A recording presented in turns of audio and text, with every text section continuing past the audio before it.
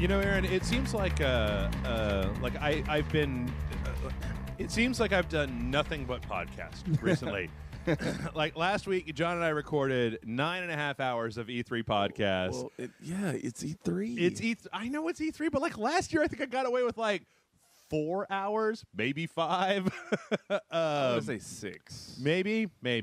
But welcome everybody to the regular old Rage Select podcast. This week on Rage Select, I am Jeff. I'm Aaron. Aaron, you're back. I'm back. What did you think about? What was your E3 like this Sony year? Live. Yeah, That's a new hashtag I saw online. Hashtag Sony Live. What's up? Come on, man.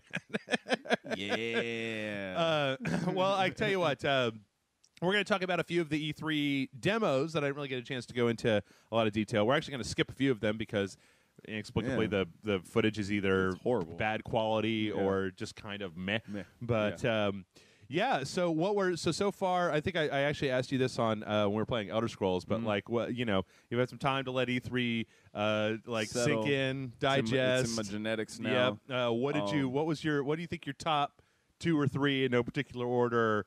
It's kind of the same as what you were saying last time? No. So now I've actually watched some gameplay demos. Okay. So I'm kind of like really like jazzed about stuff. Mad Max. Okay. I am like insane for that game right now. Okay. Street Fighter 5. Right. What, you want to play Street Fighter? What? On the PC, not. What was it? You're the only one on this. You're the only person on this website that has both the knowledge and the gumption to just be like, "Yeah, fuck you. I love PlayStation and I hate everything else, and Sony, I don't give a Sony, fuck." find me, pay me, pay me. You have to just pay me in video games and swag. That's Yeah. it. You don't have to really give me money. Though if the internet has worn me down like over time, I'm like, all right, I just got to treat you all. You're all my equal children. Yeah. It's fine. It's fine. The Division. Okay. Really the Division? Yeah. I don't know. There's just something about it. There's just something about it. Is it about how generic and boring it looks, or maybe that's what I need in my life right now. And then let me see.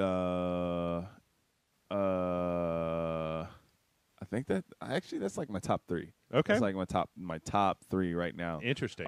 But For Honor, I thought For Honor would be. Well, I think that's a given, right? So that's not a 4. Okay, so there's my 4. For Honor. Okay. But yeah, it was an awesome event all around. I didn't catch Nintendo, but I heard some pretty things, but also some pretty good things for my friends who are all about Nintendo. I got some friends who are all about Microsoft and Xbox, and they're super excited about the backwards compatibility. I think that I'm just all about everything PlayStation. With Nintendo, I think that how excited you were about the Nintendo Live event, I think it was probably directly relational to if you went in there thinking that you were going to see the new Zelda, a new Metroid, a new Pikmin or something, right? You were sadly mistaken, right? Yeah, you know, but I'm pretty sure they announced none of that was going to be there beforehand. So, but that new Star Fox looks good. I don't know if you saw any of the footage for that, but I didn't. It looks pretty good. I didn't. I'll play it. I mean, Nintendo. Oh, can I get a 5th one in there? Sure. Fallout 4. Okay. One of my friends tried to give me static about Fallout 4. He was like, "Are you excited about Fallout 4?" And I was just like, "Dude, shut up! Get out of here!" Yes, I don't care if it is The Sims 4. I'm still excited about Fallout 4. You tell him go play your zombie you. That's right. Well, no, this wasn't. This is actually a friend of mine who. It's funny. He introduced me to Counter-Strike back in the old days, but okay. But he doesn't really even play video games that much anymore. Like he's just kind of gotten to that point. I guess your opinion is invalid. That's right. Unless you got 2 controllers in your house, you cannot say anything. Well, Aaron, we have a fuck ton of news here, and as everybody is probably apt to glean, like I don't do. Last week I didn't do anything. I barely had time to go out and get real wasted. Like that was about all that. I wasn't even really able to do that. But you see a lot more movies, I think, than a lot of the other people that come onto the show. Correct. Have you seen Jurassic World? I have not yet. Okay, that's actually happening this weekend. I don't. Like, I hear so many weird things about that. It's so far what I found out, it's polarizing. And I never expected Jurassic World to be polarizing. You know what I think? You know what it sounds like to me when I add up all my years of life and then all the things that all my friends are saying? I haven't met a person yet who's seen that movie who's willing to just be like, yeah, it's badass. See it now. They all have to qualify it. Yeah. Like, oh, well, it's really weird, or like, it's pretty, like it's fun. It's fun. No, like, the things that people were saying when Mad Max came out. Like, nobody seems like they're as excited about Jurassic World as they are about Mad Max. Of like what I've gotten is, oh no, dude, it's good. Check it out if you want to. Yeah, you should probably. I'm like, okay, that's dollar theater talk to me. Yeah, like Brian Salisbury was on, and he kept saying like he was like, that part where the Raptors are running and Chris Pratt's on a motorcycle, and he's like, that is the least insane thing that you're going to see in this movie, and I'm just like. And he was like, it's like what did he keep saying? Like, it's a few shots away from being the sequel to Kung Fury, and I'm just like, oh wow, okay. There's a Triceratops. I don't know. Oh my god, I don't know. All I know is that apparently the central part of the plot is that people just don't want to go to Jurassic Park because they're tired of dinosaurs, and so we got to create new dinosaurs. And it's like, I don't think that people are going to get tired of dinosaurs. I mean, ever. People have been going to Disney World for 30 years, and It's a Small World is still a fucking ride. It's still there. And it largely has not changed. Still breaks down. Right. Still gets fixed. Right. The same water has been in that ride for 30 years. It's disgusting. The same song has been playing forever. That is a nightmare. I don't even think the 2 times I went to Disney World, I went to that ride. Oh, Small World? Yeah. I've read it. I've read it and ridden it a few times. It's charming enough as long as the song has gotten past being your Manchurian Candidate like kill switch and has just gone on to being like whatever, man. Right. There was a massacre on A Small World, but don't worry, it'll be open in 30 minutes. I mean, the nice thing about A Small World is they actually have a bunch of characters from Disney that are Small Worldized in the thing. Like, right. Oh, look, it's Aladdin. Hey, whatever. I'm ready for the Fast and Furious ride at Universal Studios. That's what I'm looking forward to. Is it just drifting? Is it like that know. Star Tours ride, but it's just sideways? I just want either like a Vin Diesel clone wannabe guy be standing there and be like, this is fast. My family. And I'll be like, fuck yeah, let's go. Where are we going? Let's ride. I like the idea of having that like horrible Hall of Presidents animatronic Madame Tussauds dead-eyed thing. I tell you what, there's actually one other thing that I want to address before we get into this, and I just remembered I was going to I actually went out and I did something I don't ever do before, Aaron. I researched a thing, kind of. Oh, shit. I looked into it. So yep, it's snowing outside, ladies and gentlemen. It's 92 degrees and snowing. It's fucking weird. Hell has frozen over. Well, see, I don't know. For some reason last week, and I don't know what it was, but for some reason last week, this article from this website from like February of this year was somehow making its way around, and a bunch of people posted it to me because it was this website that was doing, it was like Fox News has this thing about Dark Souls and the Craigslist killer and like what? And it was this whole transcript that these people were I'll read you a little bit of the transcript here. To reiterate, I have not heard of this game until a few minutes ago, but this looks like Grand Theft Auto times a million from what I can tell. Oh, my gosh. We have to give some credit to Grand Theft Auto because despite it promoting violence, it never promoted cult violence. Hasselbeck. Cult racism, cult violence, it never ends with these video games. We all thought Mario was fun and games until Mario became a dark soul and started killing people and blah, blah, blah, blah, blah. Anyway, I looked into this. This is a fake fucking article from a fake fucking website, and it's like been reprinted by a bunch of other places. Like the front page of this website has stories like E3 2016 announcements already leaked, and E3 officials say E3 disappointment room will be twice as big this year. I mean, this is obviously a fake website, right? Wow. Because I went to find on Fox News' website where they're talking about this. That, yeah. They're talking about this woman who was apparently luring dudes in, killing them on Craigslist. I don't really know. I don't watch fucking news. And they briefly mentioned Dark Souls. So they had a graphic where they had Dark Souls up there and stuff like that because she was a fan of Dark Souls. But they didn't go into this detail. So basically, they went to her house and they found that she played Dark Souls. I think she said she played Dark Souls or something. I don't know. Anyway, please stop sending me this article. There's like 3 or 4 people have sent me this article like it's a big fucking deal. But the thing is, I'm sorry, I don't follow the news, but I follow it enough to know that, you know what, that's actually not that far from reality of what Fox News would probably try to do. Absolutely. Well, here's the thing: is that towards the bottom of it, it says. Like the last thing in here. So tell us your thoughts on Dark Souls. Should the creators face the death penalty for making this game? That's the point where I'm like, okay. Fox News is not that stupid. They're not that bad. They're pretty bad. Yeah. I don't really like them all that much. Whatever your politics are, blah blah blah blah. But they're not that bad. Yeah. Anyway, a few people have sent me this like it was legit. Please stop sending me this article. It's obviously fake. Stop it. I mean, as near as I can tell, here's what I'm going to say. As near as I can tell, because I found like all of these stories that are this article have this graphic up top, and I found the Fox News clip where they're talking about it, where they say this stuff, Right. and they do talk about the fact that this woman played Dark Souls. Right. They do not go into this level of detail about Dark Souls. Okay. If that exists, please send me a clip, and I will be all up ins on the next show. I'll say this: whoever you are creating this, hey, write a movie.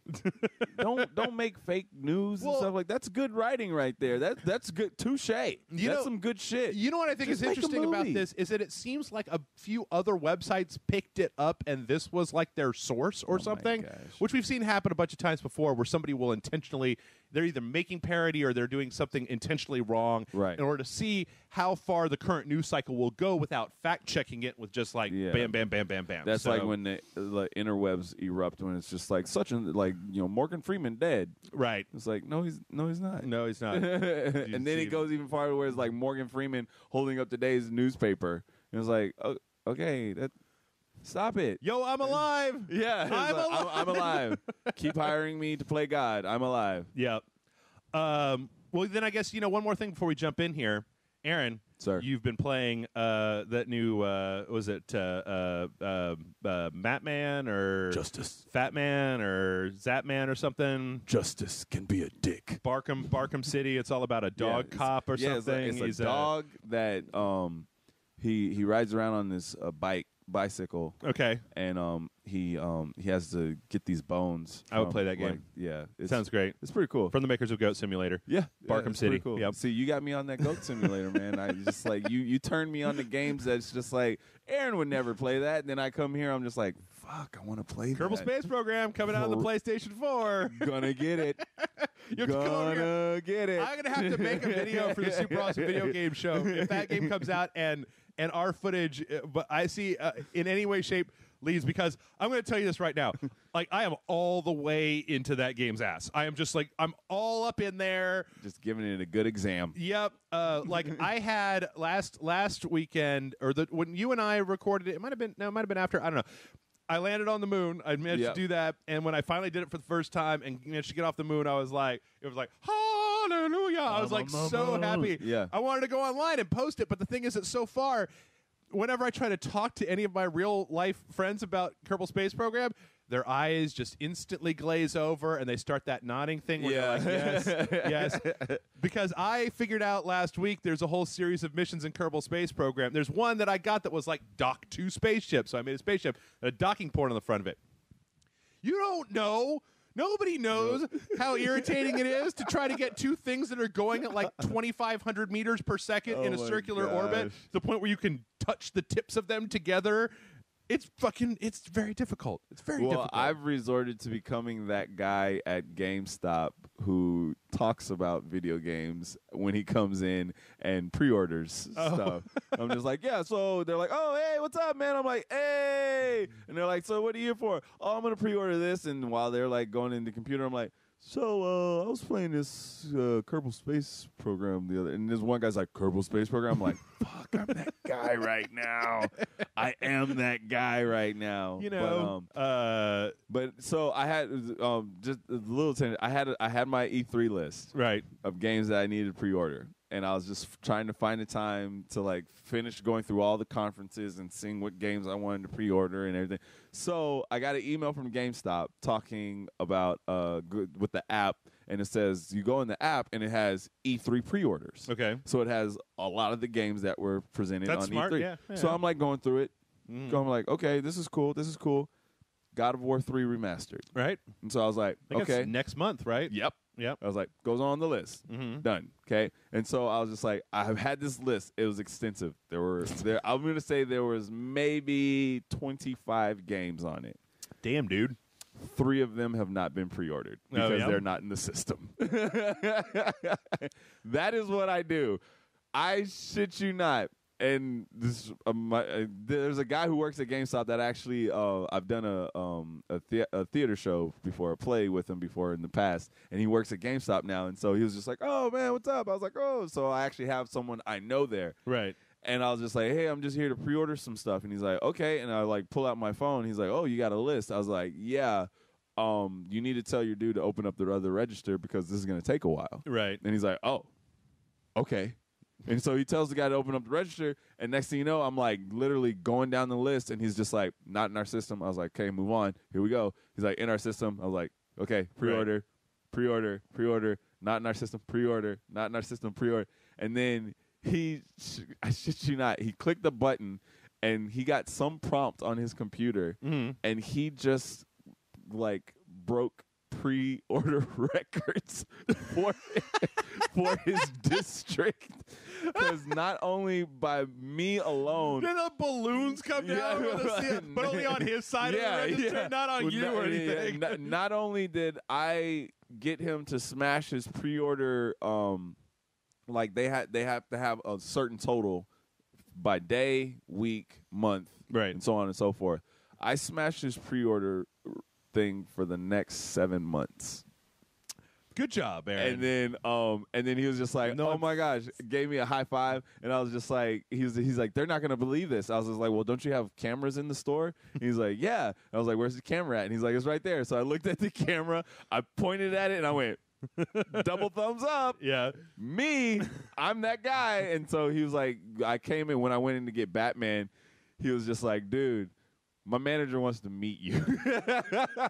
And I'm like, okay, am I gonna get something for it? Can I get some swag or something? But like, it made me happy to like, because I used to work for GameStop. I used to work, and I know I'm so how. sorry. Yeah, I know, but I'll say this: it was when it was bad. Like, it's not the best job in the world, but it used to be like you had to wear a uniform and you can't like. Right. No, I mean, I remember because I can walk into a GameStop now the day that Batman comes out. I actually went in and I was like, "Give me 2 copies of Arkham Knight, please." Yeah. And it was like, "Okay, here, boom." Here, yeah. You know, it used to be they'd be like, "Well, did you pre-order it?" Like, no. Sorry, we gotta wait. Yeah, we only something. we only order as many as pre-order. Yeah, You're bullshit. Yeah. And so, but like, yeah, and so like they hired me to be like the sales floor representative. So if I see somebody at the game wall, I go up to them, have a conversation. "Hey, what game you looking at?" Blah blah blah blah blah blah. Right.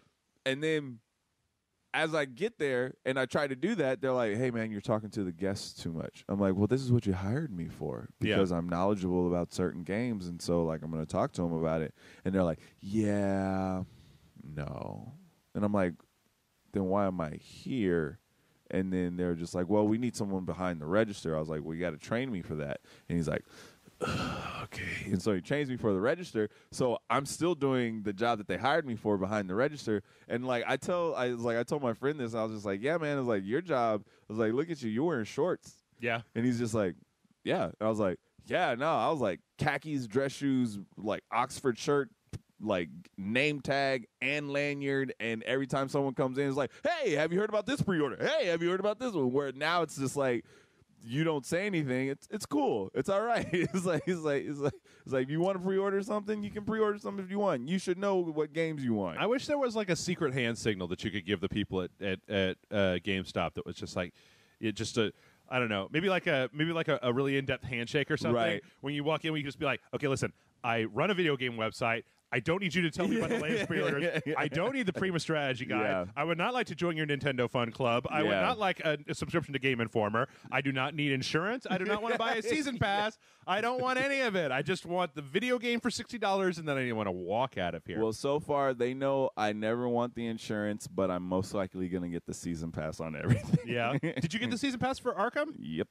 That's an expensive season pass, man. Are you worried? Nope. Okay, all right. I'm good. You know, I was about to say, when you were telling me all this about breaking this, it makes it very difficult, Aaron, because I've spent several years building a case with my audience about why you should never pre-order anything, and then you just come in here. I am the anti-Jeff. You're like, yeah, I just pre-ordered 8 things. I like, pre-ordered everything. It hurts. It hurts so much. That's what I do. Well, I tell you what, Aaron, I'm going to give you a perfect counterpoint. You've done all this damage, right? Yep. You've done all this damage to my case, but it doesn't matter because this week we had the perfect counterpoint to never pre-ordering a thing ever in your life. Here we go. And that is our first news story, which is that Rocksteady has actually suspended PC sales of Arkham Knight in order to address the quality of the game because apparently it runs like shit. Well, see, here's my counter argument to that, Jeff. Yeah. I have a PlayStation 4. Okay. Okay.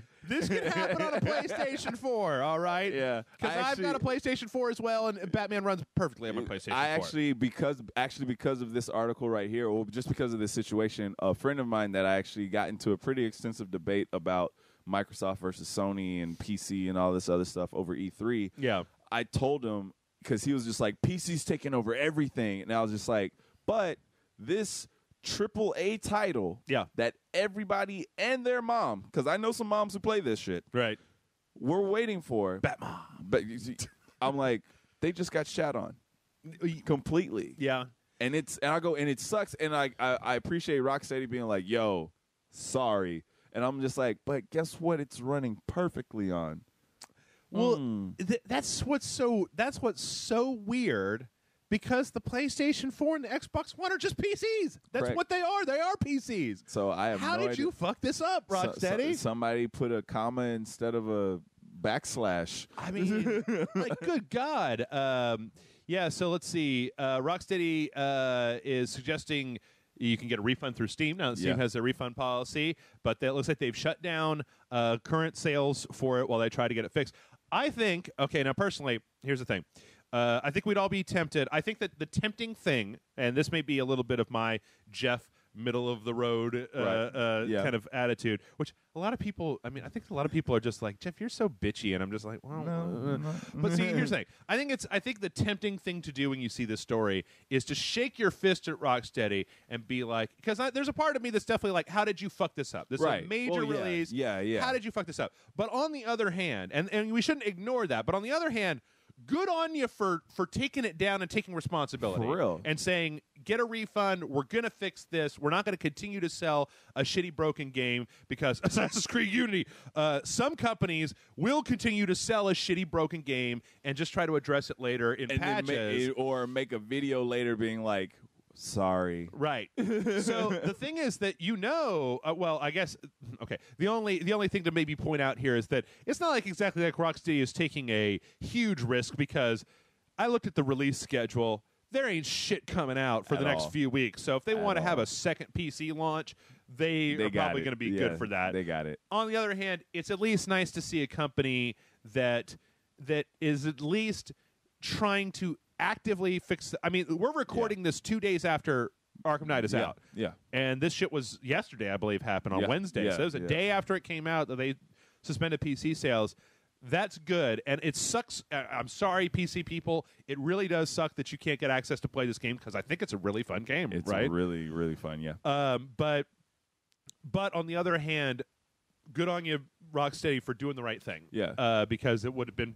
Because at this point, we're so used to it that if they hadn't have done this, it wouldn't have really changed anything, right? No. We're used to shitty PC versions that take 6 months to get patched into the right shape of what they should be. So, good on you. Good job. Damage control. That's right. Now, that's a bad thing for PC players. And I'll tell you what's another bad thing for PC players. At least... as near as I can tell from the way that the PC players on the internet act about certain things. In fact, I'm trying to think of what the thing is currently that they're upset about. Oh, no, it was Arkham Knight. Yeah, it was Arkham Knight. That had a 30 frames per second lock on it, right? Well, there was an announcement last week that apparently Fallout 4 is going to run at 1080p, 30 frames per second on... Well, this story says everything, but it says... Okay. Never mind. I need to totally recontextualize. Let's take 2 steps back here. Great news for PC players. Great news. Okay, so while Fallout 4 is going to be 1080p and 30 frames per second on both the Xbox One and the PS4, the frame rate will be unlimited on the PC, so you can get your 60 frames per second Fallout on, which I've done and is lovely, and I love 60 frames per second. Do you know that Jason Murphy can't see the difference between 60 and 30 frames per second? Because Jason Murphy's eyes have been scarred by things he's seen in his life. It's weird to me because I'm like, you can tell instantly. I can look instantly at a thing and be like, that's 60, 30, that's 30, 60, 30, 60, 30, 30, 30, 60, 60, that's 30, and that's 60. Like, I can tell that Arkham Knight seems to be at 30 on my PS4, right? On the other hand, I load up Devil May Cry 4 Special Edition, that's 60 all the way. And it's like, okay, easy to tell. But, so here you go. If you're looking for the full 60 frames per second, get it on PC. Fallout, get it on the PC, get your shit going. What I like about the consoles is something that I wish that I was hoping that SteamOS was going to fix. That on the PC, this console, this PlayStation 4, is about I don't know the direct equivalent, but it's about as good as, if not slightly less powerful than my gaming PC that I got like a year ago. Right? Okay. This is not a surprise to anybody. Yeah. But because it's running this very closed system, it somehow tends to have a little bit better performance, more consistent performance. Yeah. So I'm like, fuck, man. This is a problem that's been on the PC for my entire life. Forever. Like, I wish that somebody would just make, and I was hoping SteamOS was going to be an OS that was like the OSs on the consoles, but for PCs. You could just boot them into it and play Arkham Knight on there and not have to worry about Spotify and iTunes running in the background and QuickTime's doing an update. Oh my gosh! Fucking, your mom installed some weather app that's running all the time, and like, why can't we just get a very clean OS for PCs that does? It's raining in Nebraska. nothing but performance for PCs. Yeah. I might be like way behind just because I don't really pay attention. But are those Steam consoles even out yet? No, they started pre-orders, I think it was like the week before E3 or somewhere around there, and I think the first ones are shipping in November. Because technically that would fix it, wouldn't it? In a way. So, okay, I need to look back into this because I don't always keep up with everything as well as I should, right? But as I understand it, the main stumbling... I can download SteamOS and put it on a hard drive on my PC right now. Okay. The main stumbling block, I think, is the fact that not every game works on the SteamOS. Okay. It's got to be able to have support for specific games. And I think it's more than just what games support Linux on Steam, because I think it is a Linux kernel. On the other hand, I don't know. I need to. I have a hard drive. I have like a 500 gig hard drive down there. And one of these days, I'm going to slap it in my PC. I'm going to put SteamOS on it and see how it works. See what happens. All right. Well, from here on out, for the next probably fucking 30 or 40, God, I don't even know, maybe even the entire rest of this thing, we're going to talk about some. Actually, you know what? We got some good shit. We got some trailers, some E3 trailers that I didn't get a chance to talk about. These are mostly extended gameplay demos, and I picked 3 of them. We may talk about more of them later on. But the first one is Metal Gear Solid 5, The Phantom Pain. Okay, Aaron, I don't know what your feelings are about Metal Gear. I think most people know that Jeff is not exactly impartial, or I gave Ground Zeroes like a 3 out of 5 or something, and everybody was just like, "This is 0, fuck you." There's a 44-minute E3 demo of Metal Gear Solid 5: The Phantom Pain. Yeah, and when I get home, I'm gonna watch the whole goddamn thing because this is. I was like, this is once again. I've never been interested in Metal Gear. Right. This is blowing my mind. Aaron come over. I just keep showing him stuff. He's like, "God damn it, Jeff! I was like, I'm trying to limit my pre-orders, but damn." So here's the thing. I don't think that any company at E3 this year even showed the trailer. I don't remember seeing this. This is the gameplay footage, but I don't think that they even on any of the big shows showed the trailer. This game, I think I will say this. I think at some point in Sony's conference when they do their little hype video, right? I think there was a glimpse of Snake. Dude, this is a game that's is way beyond hype video, yeah, right? It needs a. Oh my gosh. So this is a 44-minute demo, and it is speaking my language, man. It is talking to me in all the right ways and pushing all the right buttons. I feel like everybody at Rage Select has one thing, and I think that for a long time, I think that most of the people that have been with me from Spill to Rage Select have they've known me as Dark Souls. It's like that's my number one, right? But the thing is that before Dark Souls, it was Metal Gear. This is your shit. There just hasn't been a Metal Gear game. This is your shit. Oh my gosh, what is he about to do? He's about to punch this guy with a robot. What? That's right. Sorry, we're watching a part of the demo right now. Sorry, folks. With this little D-bot guy. So this demo goes on for 44 minutes, and they show that the world that they've been showing, because last E3 they showed a jungle area. Yes. You remember that? Where they had the PT lady blown up and stuff like that. So this is back to the Afghanistan area, but what they're showing in this demo is just how big this area is. It's ridiculous, and the things that you can do, and the thing that truly piqued my interest is the setup going into the mission, and then the things that you can do in the mission, just like the customization. I love customization. Oh well, this custom is I am that person that will spend 20 fucking minutes on my outfit. Right. And here, I mean, it looks like this is full on. This is full-on Peace Walker in a lot of ways. This is you're going to have your mother base, and you've got, in this part of the gameplay demo, he's sending the robot out to do a search and mark guys so that you can see them on your map, right? But this is okay, so here's the only downside to this, right? Okay. There are these huge areas. They've got tons of objectives. They've got tons of sub-objectives. They've got missions. In this, we see at least several different missions. What part that he's on right now is Act 2 or something like that, or Mission 2, right, where you have to go in and you have to assassinate or capture this guy in this area. So at first he goes off and he does this little sub-objective. We see the fact that you can have a buddy. It started with Quiet, went over to D-Dog, and then we've got the D-Horse and D-Block and it's my game, Jeff. It's my game. I know. But my question is, we've seen the Afghanistan, this kind of deserty level, right? We've seen the jungle level, right? Right. I need to know how many of these levels there are, because knowing Kojima, it's possible that there's 4 acts to the game, there's 4 of these areas, and that this represents basically that the area that this is in represents a quarter of the entire game. Right. Which could be fine. It's a question because, it's daytime, it's nighttime. There's a part that you're not even seeing here, Aaron, where they show that these guys are now wearing helmets and tac vests because you shot guys earlier. And so they're like, oh, shit, he's shooting guys. Put on your vests and your helmets, right? So that... don't shoot him. Do not shoot him. So it's interesting. It's adaptive. It's beautiful. It's running at 60 frames per second. It's really...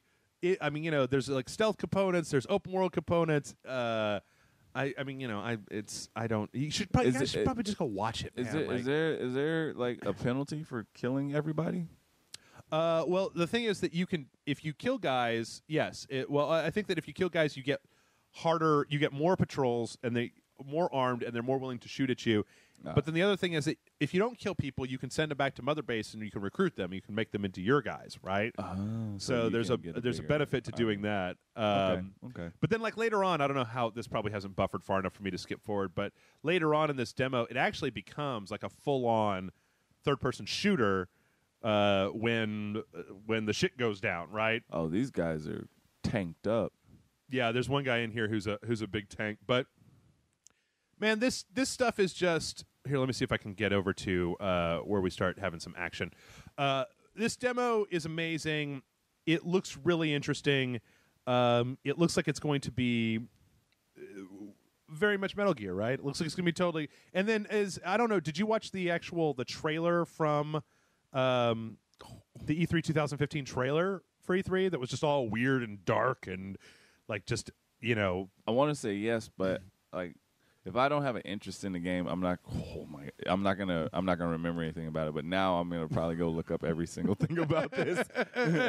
And here's the other thing: is that for people who have never played Metal Gear before, I'm getting the impression from this trailer that the first thing that they're going to do is probably reset their storyline with some of the Mother Base attack stuff to the point where I don't know how much. I don't think you're going to have to know a whole shit ton. I don't know. Maybe you'll have to know a little bit, but.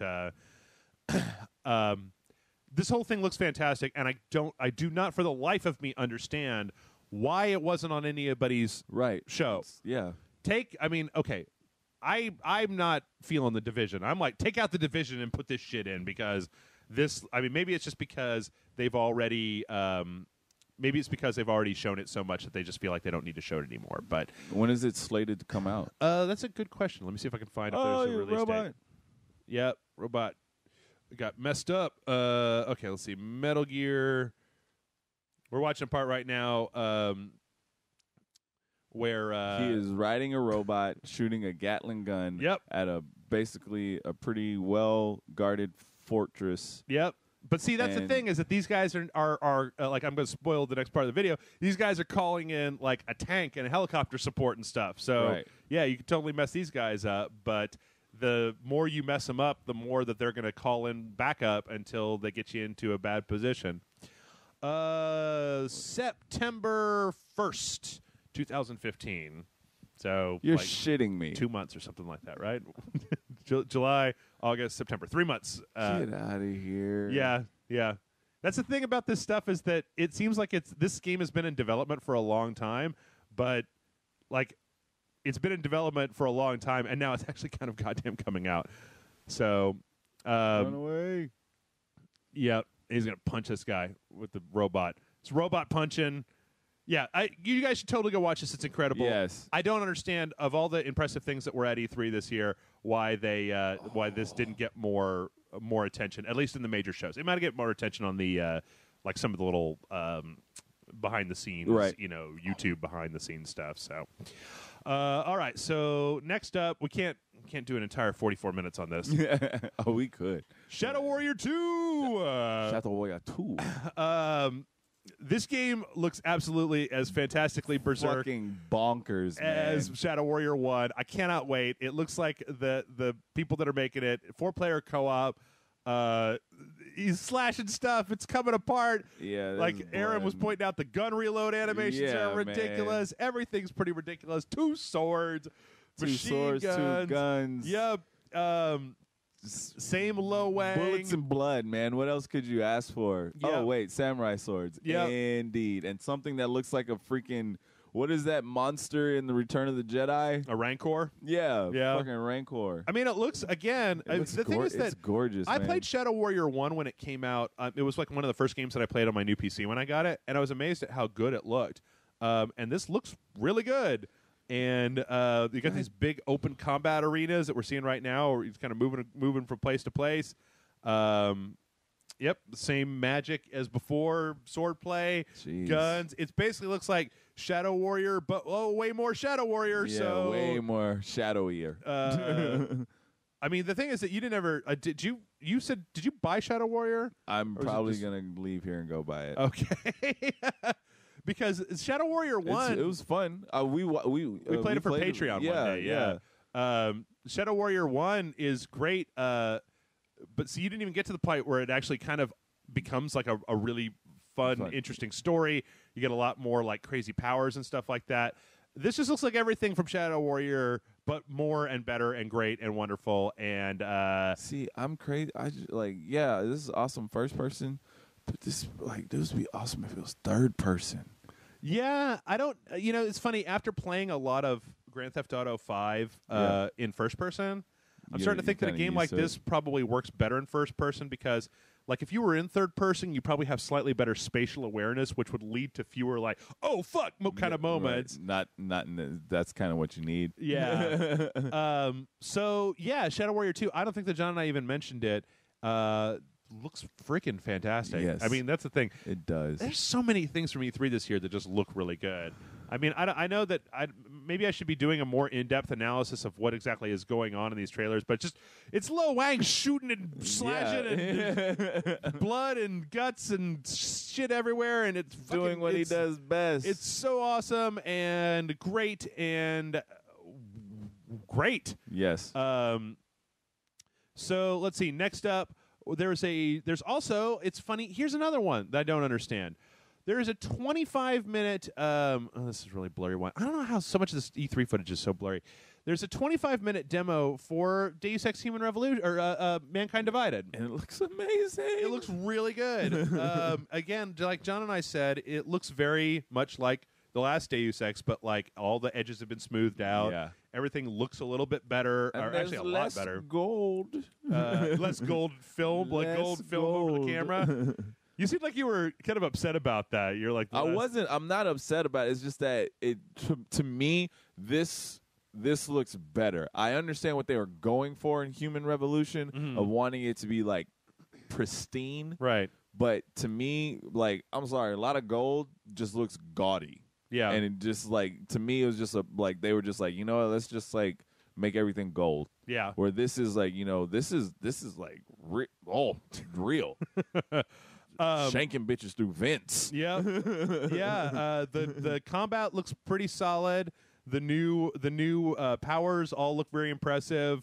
It seems like there's even more of an emphasis on exploration.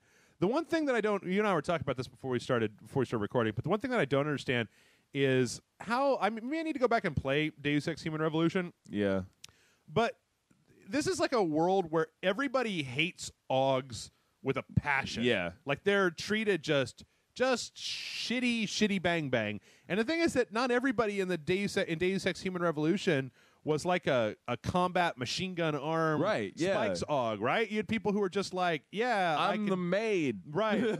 Or I can like think, I'm a CEO and I can think better. I've got brain augmentations, right? Or I'm disabled and I've got legs so that I can now walk because I couldn't walk before, right? Yeah. And it's like the fact that the world just seems to have done this total 180 on these people. Like the rich in the previous game, there's this whole subplot about how the rich and the powerful were the only ones who could have augmentations because you had to have the money to pay for them. You had the money to be on the drugs and stuff, right? It was fucking what's the movie with Matt Damon? Gattaca? No. Elysium. Yeah, exactly. So I don't understand. Like they're like, well, public opinion has turned. I'm like, yeah, but don't the rich and powerful still want their brain augmentations? Yeah. Like that sounds like the sort of thing that, like, who gives a fuck? Here's another game that's got to go on the list. Well, I'm sorry, Aaron. I'm not the one making these games. I mean, again, though, I don't understand why we didn't see somebody playing this shit on the E3 show floor, because it seems like the sort of thing that would have been. It would have been well worth seeing. It would have been awesome. Like on the PC conference, they had little snippets of what I think is this exact gameplay demo, but they didn't. Nobody sat down and just did this where they play the game for 10 minutes. And I'm like, that's what you really want to do to get people excited. I know that in our chat, everybody was really excited about. They always would get excited when there was a gameplay demo, and significantly less excited when it was just a trailer, right? So, but in any case, this game looks super good. Just the character design. It's like that. I just because I have so many friends that do cosplay. Yeah, I'm just like, how come no one's ever done this guy? Oh, Adam Jensen. Yeah, pretty sure there's been Jensen cosplay out there, right? Well, just none of my friends have. Oh. They do some pretty intricate shit. Well, he's got that shield now. That's basically just a bunch of boxes. So I'm just gonna cut out a bunch of black construction paper and make my the Jensen Titan costume. armor. Yeah, Just make it Titan armor. Yep. But yeah, looks really good. So this is okay, I'm not even going to deal with this. There's so many of these that are like blurry ass trailers. So there's a few more that I need to look at, but I figure we could dip our toe back into E3 slightly. Yeah. So we're already getting a little bit up there as far as time goes. So we're going to zip through the rest of our actual news stories. One of the things that I know that John and a lot of other people were very concerned about last week was Sony's involvement with Shenmue 3, because they were real cagey at the beginning about what, like, they brought him up on, they brought the guy out on stage, they announced a Kickstarter at their press event, which is weird, and said it was a PS4 exclusive, but they never were very weren't very forthcoming about their money relationship to what's his name? Yu Suzuki. Yeah. Well, since then, I feel like there's been a lot of pressure on them, and last week they have come out and basically said they've got this deal that I think we see with a lot of people, right? Where if they hit their Kickstarter goal, then Sony's going to front the rest of the money for the project. I think makes sense. Some people, I think, were a little bit. I think that what people were a little bit worried about with that is that when that happens, the company that's fronting that money could get a lot of editorial control over it, right? And they don't want this to be Sonyized, for lack of a better word. They want it to mostly be Mr. Suzuki-san's project. But they've been upfront about this now, so you guys can make your decisions. I honestly think in this particular day and age, it's kind of like, by putting him on stage and announcing that Kickstarter, I had just assumed that was what was going to happen. Yeah. But there's so many things like in these financial deals that happen. I mean, I think, do we even know who the entity was who is backing the rest of... Was Ikaragi's project, the Castlevania guy, was his project one of these same things where they had an entity there to back another half of it or something like that? I don't know. I don't know either. Anyway, that stuff happens all the time, and I mean, John and I had a conversation about it where he very much wanted to know if this was the case or not, right, before he backed the project, right? I've gotten a lot less interested in that over time, but I think it's something that some people are very interested in. I mean, do you? I mean, well, I just know like not so much in the Kickstarter world, but like in like the donating world, it's like there are companies who are like, if there's this many donations, we're gonna meet it. Right. We're gonna match it. We're gonna do this. Right. Whereas I know there was a friend of mine. He sent me a link saying that Suzuki-san wanted it to get to, I think he said 20 million, and he said if we hit 20 million, then Shenmue 3 will be the open world. We'll be able to give it the open world that it needs. Okay. And I was just like, yeah, they're not going to make 20 million. I do not. Yeah, I don't. Right. Think that's really the case. And so, because like, yeah, on the I think on the Kickstarter now it's almost to 3. Maybe past 3 million a little bit. Let me take a brief. And so here, but I know that they were but with I knew it was gonna get its crowd. It's at 3.6 million. Yeah, but I knew the crowd alone as fans was going to get it funded immediately. Just that goal right there. Right. Now they're into their stretch goals and they're doing all of this and all of that and blah, blah, blah. But I was just like, this game is going to get made no matter what. Right. Mainly because Sony is backing. It's back. Like you said, they put him on the floor. Like they gave him conference time. And like, unfortunately, like, and like not comparing, I was just like, who Microsoft put on their thing? Pele. Right. It's like, that was EA. That was EA. Like, okay. Sorry, Microsoft. I'll apologize. I know it seemed like EA or Pele went on forever through all three conferences. Like, Pele, but is Pele making a game? No. Are we going to be able to? No. You get a special card. Trey Parker and Matt Stone came out for like 5 minutes, and then they were like, all right. It's like, yeah, we love this. Bye. Yeah. Fuck all. It's like, I think at one point I saw it was just fuck all of you. Yeah. It's like, I love it. Like, these microphones are fucking stupid. Yeah. Don't ever have us come back up here again. You know what? I think, okay, here's the thing, is that this has happened before. I love the idea of, I think, okay, having seen a bunch of Kickstarters that didn't exactly work out the way that they were supposed to, and some that actually have failed, right? Yeah.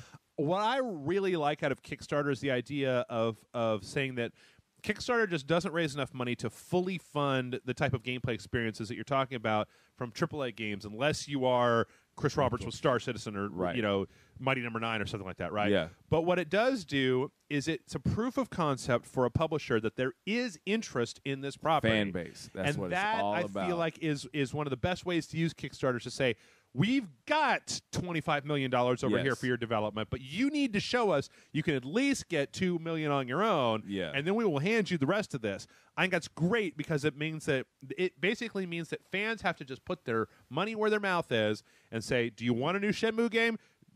Throw $20 at this shit. That's what Suzuki-san said in the video. He's like, I'm putting it in your hands. Right. I've done everything I possibly could do. Right. Help me. Yeah. You guys have been saying, like, he's like, I'm tired of you Americans sending me emails and shit. It's like, if you want this game, then you guys got to do your part, and like it happened, and so I'm excited. I'm excited to see it. I have I got 22 days, but I have yet to put my change in there. I'm focusing on more immediate things. It's like a pre-order to me, so I don't do it, Aaron. I just don't. It's a conflict of interest. No, it's all about ethics and game journalism over here. Aaron. Right. Come on. Right. Of course. All right, moving on. Damn it! I need a new mouse. My mouse or a new mouse pad. Maybe this one's covered in burger grease and just doesn't work anymore. Okay, so Treyarch has teased that they're going to basically be showing some zombies for Black Ops 3 at San Diego Comic-Con. Is that San Diego? Gamescom? Gamescom. Yeah, that's the next big gaming event. July 9th. I'm starting to think that we might. I don't know.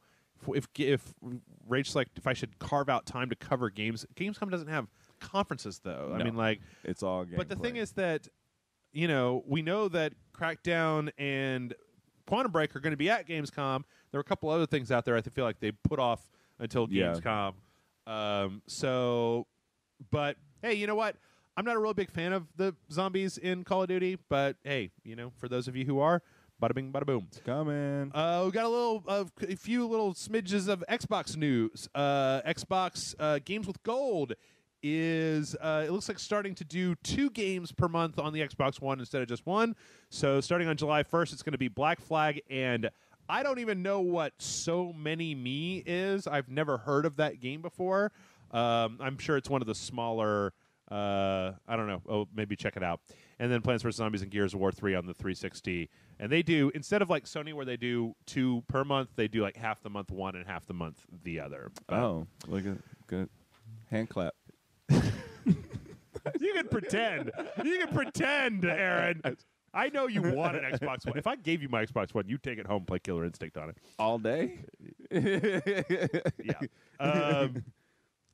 And then next up, Microsoft is they have a survey online for people to basically put in their votes about what games they want to see be backwards compatible on the Xbox One. Let's see what the number 1 vote was. Red Dead Redemption. Yes, Red Dead Redemption. I was right. Yep. Red Dead Redemption followed by Black Ops 2. That's a very interesting. And then Skyrim, Halo Reach.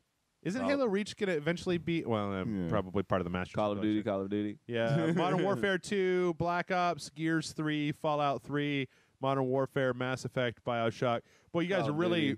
Call of Duty, Modern Warfare 3, Fallout New Vegas, Call of Duty. Keep it original, right? Yeah. Gears of War 2. It alternates between Call of Duty, Gears of War, and Bethesda games, Fallout, Skyrim, and stuff like that.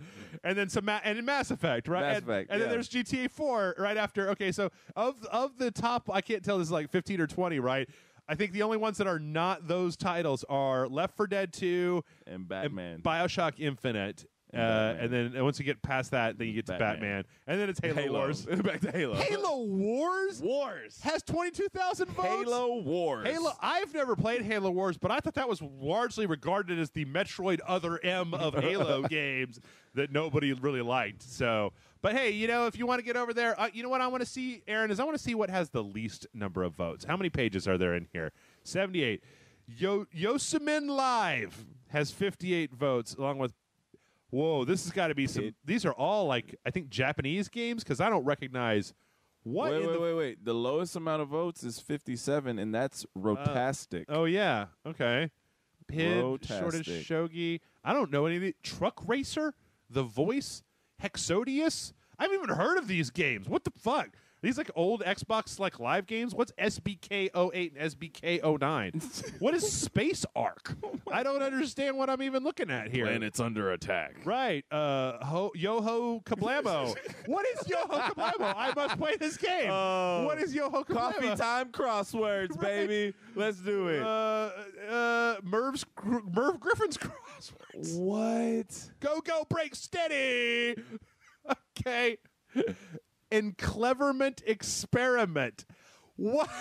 I just want Wits and wagers. Yeah. Shred Nebula. Oh, wow. Yeah. BCFX Doug Williams edition. What is that? I don't know. What is BCF lowercase x hyphen Doug Williams edition? Who's Doug Williams? I don't know. Why is the episode edition? Is BCFX the sequel to the remaster to BACF original? I don't know. Space Chimps, Zombie Wranglers, Screw Jumper. I'm trying to find a thing that I actually know. Crazy Mouse? No. Putty Squad? No. Power Up Forever? T-Call, Voodoo Dice, I think I've heard of that. Red Johnson's Chronicles, Funtown Mahjong, The Strike. I think Handball Challenge 14. Okay, we're like Tour de France 2013.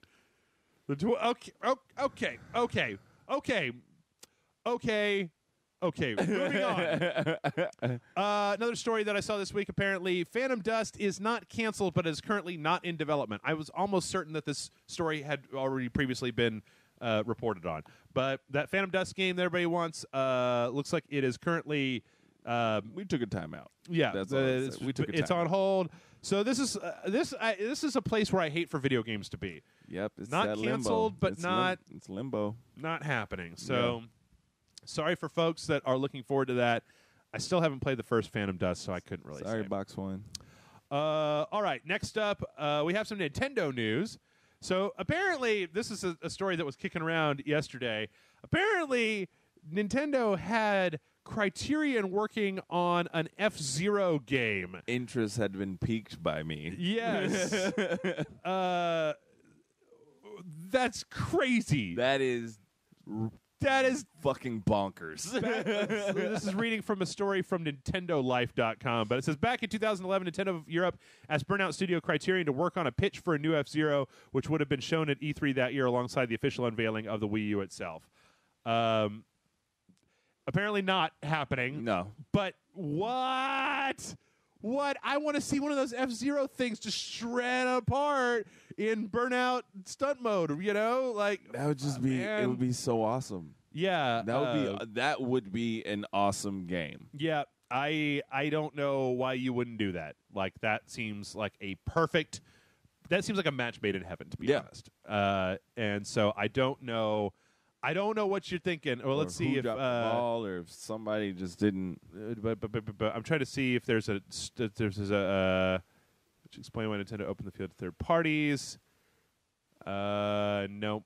Sadly, Criterion was hard at work bringing Need for Speed Most Wanted to multiple platforms and couldn't spare the resources at the time. So it's goddamn Need for Speed Most Wanted's fault, which is a game that I think most people have largely forgotten about by this point. Yeah, so all right, I got it on my Vita. All right.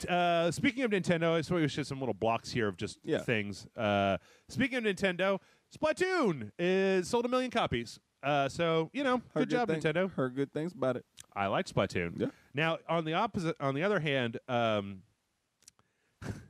somebody linked in one of it was either in the notes to one of our shows or on my Facebook page or in some comment section somewhere, to some cracked article that was basically just like all about Splatoon. It was like five things about the online shooter franchise that Nintendo is fixing, right? And it was like, oh man, come on! Nintendo is saving us. This is some shit. I actually need to give John and Amanda Splatoon because I got it, and they were like, "Hey, can we have it when you're done with it?" And I'm like, "I don't know. This game's pretty good." They're like, "Jeff, Batman, Batman." It's like. Batman. You can totally have it when Batman comes out. But I really enjoyed Splatoon. I thought it was real fun. And then finally, apparently, so Mario Kart 8 apparently had the ability to upload your replays and stuff directly to YouTube. Okay. Mario Maker will not. Okay. I don't understand. It seems like they basically just said like, well, that wasn't let's say, we thought about having YouTube uploading, but it's not in our game. The reason for that is, other than just watching movies, of course, we'd rather players play them and experience them in that way. A statement which once again shows that Nintendo has no idea why people watch gameplay footage on YouTube for any reason whatsoever, and are woefully and completely berserkly out of touch with Nintendo, Twitch and gaming and stuff like that in general. Oh, Nintendo, soon you will learn. I don't hate Nintendo. I don't hate them. Statements like that are just like, you guys. You need to do some homework. Well, I still get the impression like Nintendo is so slow. When you look at the online features that come from having a PlayStation ID or an Xbox Live account, right? Yep. Nintendo isn't even up to that level at this point. They're getting there, but it's taking so long because they are not a company that makes quick decisions in that way. Right? Yeah. So, and finally, Aaron, I like to save a little something special. For the end of every show. And something's cooking. Okay, something's cooking. I could not be happier about this. Aaron. Do you know what the story is? Oh, I know what the story is. You know what the story is? Oh, I know what the story is. All right. People Can Fly, the developers of Painkiller, Gears of War Judgment, and a Bulletstorm. One of my personal favorite. Have you played Bulletstorm? I have played It is an incredible game. I love it. It's an incredible game. They have amicably separated from Epic Games, which is great because Epic is no longer making games, it seems like, right? And then when they were asked, I love this, man. When they were asked about whether or not they were able to negotiate the ability to retain the franchise for Bulletstorm, CEO, let's see, what did they say here? People Can Fly's Sebastian, I am not going to butcher your last name, buddy. Wozciechowski? Okay, sorry, I just did it anyway. Said the Bulletstorm IP has been always with People Can Fly, so we didn't have to buy it. People Can Fly owns this IP. Boom. Which means they are now an independent goddamn studio. Boom. With Bulletstorm, and they can make Bulletstorm 2. Please make Bulletstorm 2. Make it happen. I want to see some next-gen Bulletstorm 2 with those particles and smoke and lights and blood and guts and cactus needles. Everywhere. Sushi dick and General Serrano pepper and fucking Gears of War. What was meatloaf? I'll kill your dick and like all those things. I want my profanity. I need boots to fucking faces. Yep. What do they call that thing? The leash or whatever. Leash, yeah. And boots and kicking people and then shooting them in the air and yes, please, People Can Fly. That is a Kickstarter that I will not only donate to that Kickstarter, I will pimp it out on this show. I will pimp it out during the dojo. I will be like, People Can Fly. Go. Listen. Go. Someone out there is listening. Dude, don't listen. Don't just listen. You call me and Jason, and we will work for free to give you production ideas for Bulletstorm 2. Because I think that Jason Murphy and we know Bulletstorm. You guys know Bulletstorm. We are Bulletstorm. I am Spartacus. No, they need to make it to where you get two are like DLC skins for the characters in Bulletstorm. What I want is DLC of just us two on floating chairs sitting behind the main character just talking the entire time. Yes. But yes, please, for the love of God, make Bulletstorm happen, guys. This is a franchise which is in desperate need of a lot of love. And support. And with that, we're going to go ahead. We're going to take a break. Oh, man, we're freaking right on time today. Yes. We're going to take a break. When we come back, we're going to do some questions because we didn't have a show up last week to remind people. We may have slightly fewer questions than normal. Okay. But we're going to see what we can do because we're also having a Rage Cast yesterday. So, you guys, this just be good. There would be a whole new slate of questions for the Rage Cast. So. Yeah. Hold your horses. Think about Bulletstorm 2. We'll be back in a moment. Stay tuned.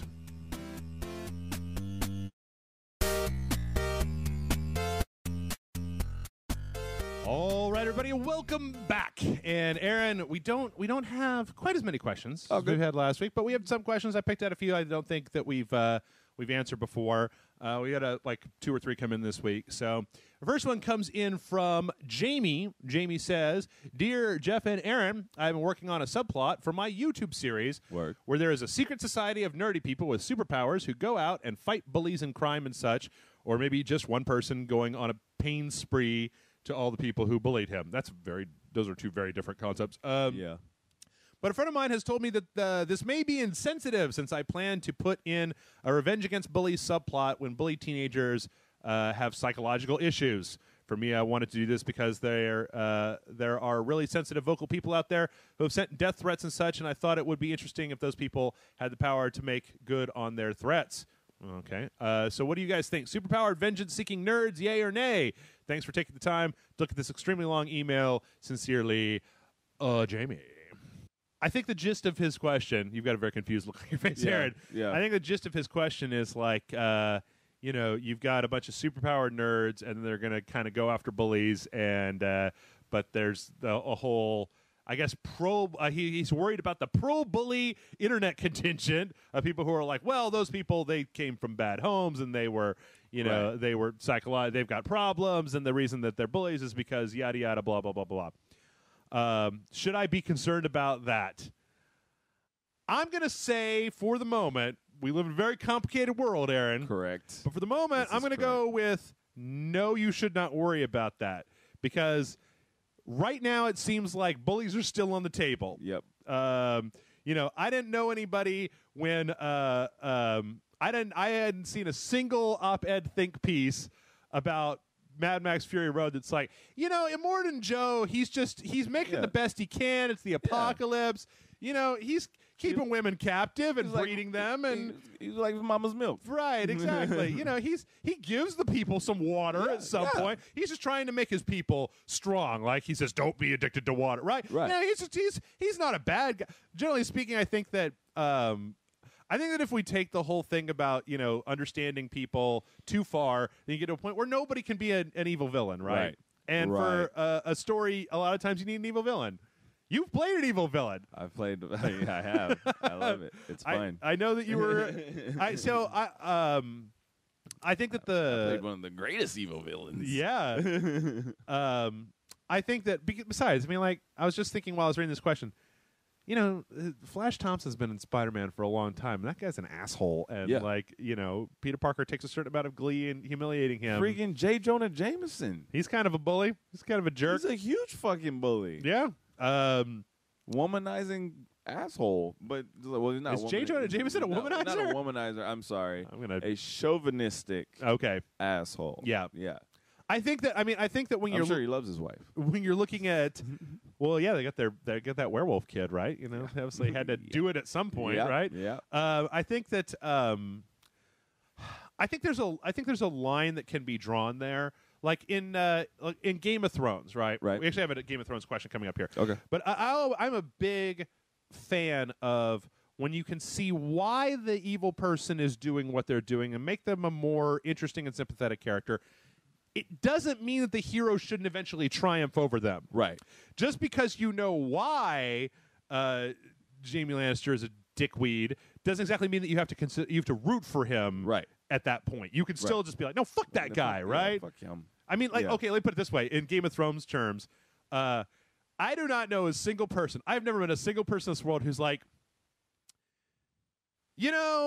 if you were raised and everybody was telling you how good you were as the king, you'd be as bad as Joffrey too. Everybody's like, fuck that little shit. I hope he gets a spear shoved in his asshole, right? I knew people, no spoilers, but the thing is that Joffrey is one of the biggest bullies, one of the most hated characters, and you can exactly see why he would act like that. Why? Right? He's been said, you're the best. You're going to be king. It's all for you. They're peons. Everybody should do what you say. You say it, they do it. You're the king, right? And then he's a giant jerk off, and you're like, well, yeah, but what do you expect? Fucking little asshole's been told he's going to be pave the way for it, right? So I don't know. I think that there's a lot of places. I wrestle all the time, Aaron, with the whole idea of there's a lot of sensitivity out there for a lot of different things. I mean, I'll say this. I was in a show. I was in a play. The play was The Motherfucker with the Hat. And I knew nothing about the show. It was just coming off of Broadway. Chris Rock was in it. A couple of other pretty well-known actors were in it off Broadway. And it was I read the show, and my character was a sponsor to this guy who was in AA. Okay. I was his sponsor. Okay. And so that also meant that I myself was an addict at a time. Right. So I was just like, okay, doing more research, and that's what actors do. Got to do research, especially if you don't know shit about what you're doing. And then, but also at the same time, I was this guy's best friend. Right. So I'm like, okay, cool. Spoilers if you don't know what this show is about. Anyway, the guy comes home and finds a hat in his apartment with his girlfriend. That's not his hat, and so he's trying to figure out what his hat is. And his girlfriend's like, "It's one of your friends' hat. They're always over here." Blah blah blah blah blah. So you think nothing of it, right? Well, he's not that kind of. He's very neurotic, and so he's not that kind of person. He's like, "It's not somebody's hat." I know. He's like, he figures out who hat it is. He says it's the motherfucker who always wears the hat, and it's like this guy who lives downstairs. So he goes and confronts this guy. This guy's just out of jail. He throws the hat in the guy's house, shoots the hat. So now he's like in risk of breaking his parole and like having to go back to jail. And all this other stuff. You could just stepped on the hat, man. Right. I mean, like or you could just went to the guy and says, "Fuck off. Right. Don't do it." Well, it ends up being my hat because I'm sleeping with his girlfriend. Right. And I've been sleeping with his girlfriend since he's been in prison. Okay. Oh, because the whole way it started was like I was like, I'm gonna go visit him while he's in prison. Right. She needed a ride. Right. So we go. Hey, I get talking. Get a hotel room. Right. Do it in the car. Every night. Maybe, So it made it a regular thing. Now he's out of prison. Still continues. Okay. So this gets revealed later. Also, at the same time, my character is married. Right. My wife knows about it because that other girl isn't the only girl that I've been messing around with. Oh, good Lord. Right. So I have there's the big confrontation. Right. Everybody's shit is out on the table. He knows I'm sleeping with his girlfriend. I know he knows everything. We even have a little tussle on stage. Then it comes like the big question. Yeah. Why? Right. And my character explains it perfectly. Okay. Everyone, up until the point of the reveal of that I was the motherfucker with the hat. Right. Everyone loved my character. Right. Because I was that guy who was just like, nah, man, you got to listen. You got to do this with yourself. You got to get better. You got to do. I'm right. The You're supporting. Yeah, you're yeah, supporting I'm the friend. guy. Yeah. Right. Then it's like, oh shit, no, it can't be him. Mm-hmm. And then it comes to like, oh shit, these guys really like. It's like this guy's really gonna fucking fight him, and so we fight, and then it's just like, why'd you do it? And I explained it to him why, like thoroughly, like why I could do it, and then like he was just like, it's nah, that doesn't make sense. Why? And then he just says, because I can. Yeesh. And so and like and I'm like reading it and like rehearsing it, and like I had to get into that mentality, and I was just like, you know what? I go, this is the bad guy. This is like he is the bad guy. He is that guy who. He has his own rules that he follows, right. And no one can tell him otherwise. Right. And because of that, he doesn't think what he knows what he is doing most likely isn't morally right, but at the same time, that's not going to stop him because it's bringing him some type of joy. Right. And you can put that in any bad guy. Yeah. Any bad guy. And so like with that is like what you're saying is like you need that character that like, it's like, yeah, you can love to hate him or you can hate to hate him. Yeah. Whatever, but like my big thing with this is you just got to make it entertaining. With something like that, you got to have good writing. You got to have like, and so you just make it entertaining. But or a porno. Either way, people will watch the shit out of it regardless of which, But yeah, bunch of nerdy dudes with superpowers getting laid all the time. Fuck yeah, Orgasmo, what up? But no, but yeah, I mean, don't. There's gonna be someone's gonna hate it. Someone is going to hate it. Yeah, that's the other thing is that you can't. I mean, okay, listen. There's a lot of people like to paint a lot of these questions in a very binary way. The thing is that you sound like you're even considering this stuff. It's what you got to do is basically what I would do is write it, read it, and then when you read it, be like, you know, as you said, somebody's going to be upset regardless of what it is. Right. It doesn't matter. Right. It doesn't matter what you say. As a person who's spent years trying to placate and trying to be a person who I don't like negative criticism on the internet. I don't. And it's a bummer, man. It's, you know, and I'm better now than I used to be. I used to be real neurotic about that shit, but I'm better now, but I'm still, you know, largely have a problem with that. But it's one of those things where even if you're not on the internet, even if you were making a stage play, right, or a movie or whatever, you're gonna get that shit. It's gonna come. It does not matter what it is. If it's so sanitized that nobody could be offended, then that's what's offensive. Yeah. Then it's not edgy enough. It doesn't have any teeth in it. But if your worry is about offending people, I mean, I'd say like that whole concept of a bully or a two-dimensional bad guy, I think you can go two ways with it, right? Yeah. Fucking William Shakespeare has characters like Iago that are just dicks because they're dicks. Yeah. That's all they are. They're just antagonists. What was the guy that Keanu played in Much Ado About Nothing? I don't remember his name. Who in that play, he's just a jerk. That's all he is. He doesn't have any deep overriding like, or as near as I can tell, he just seems to be like, mwaha, like I love evil, you know, like he's not exactly, he's not a deep character. So that's one way that you can play it.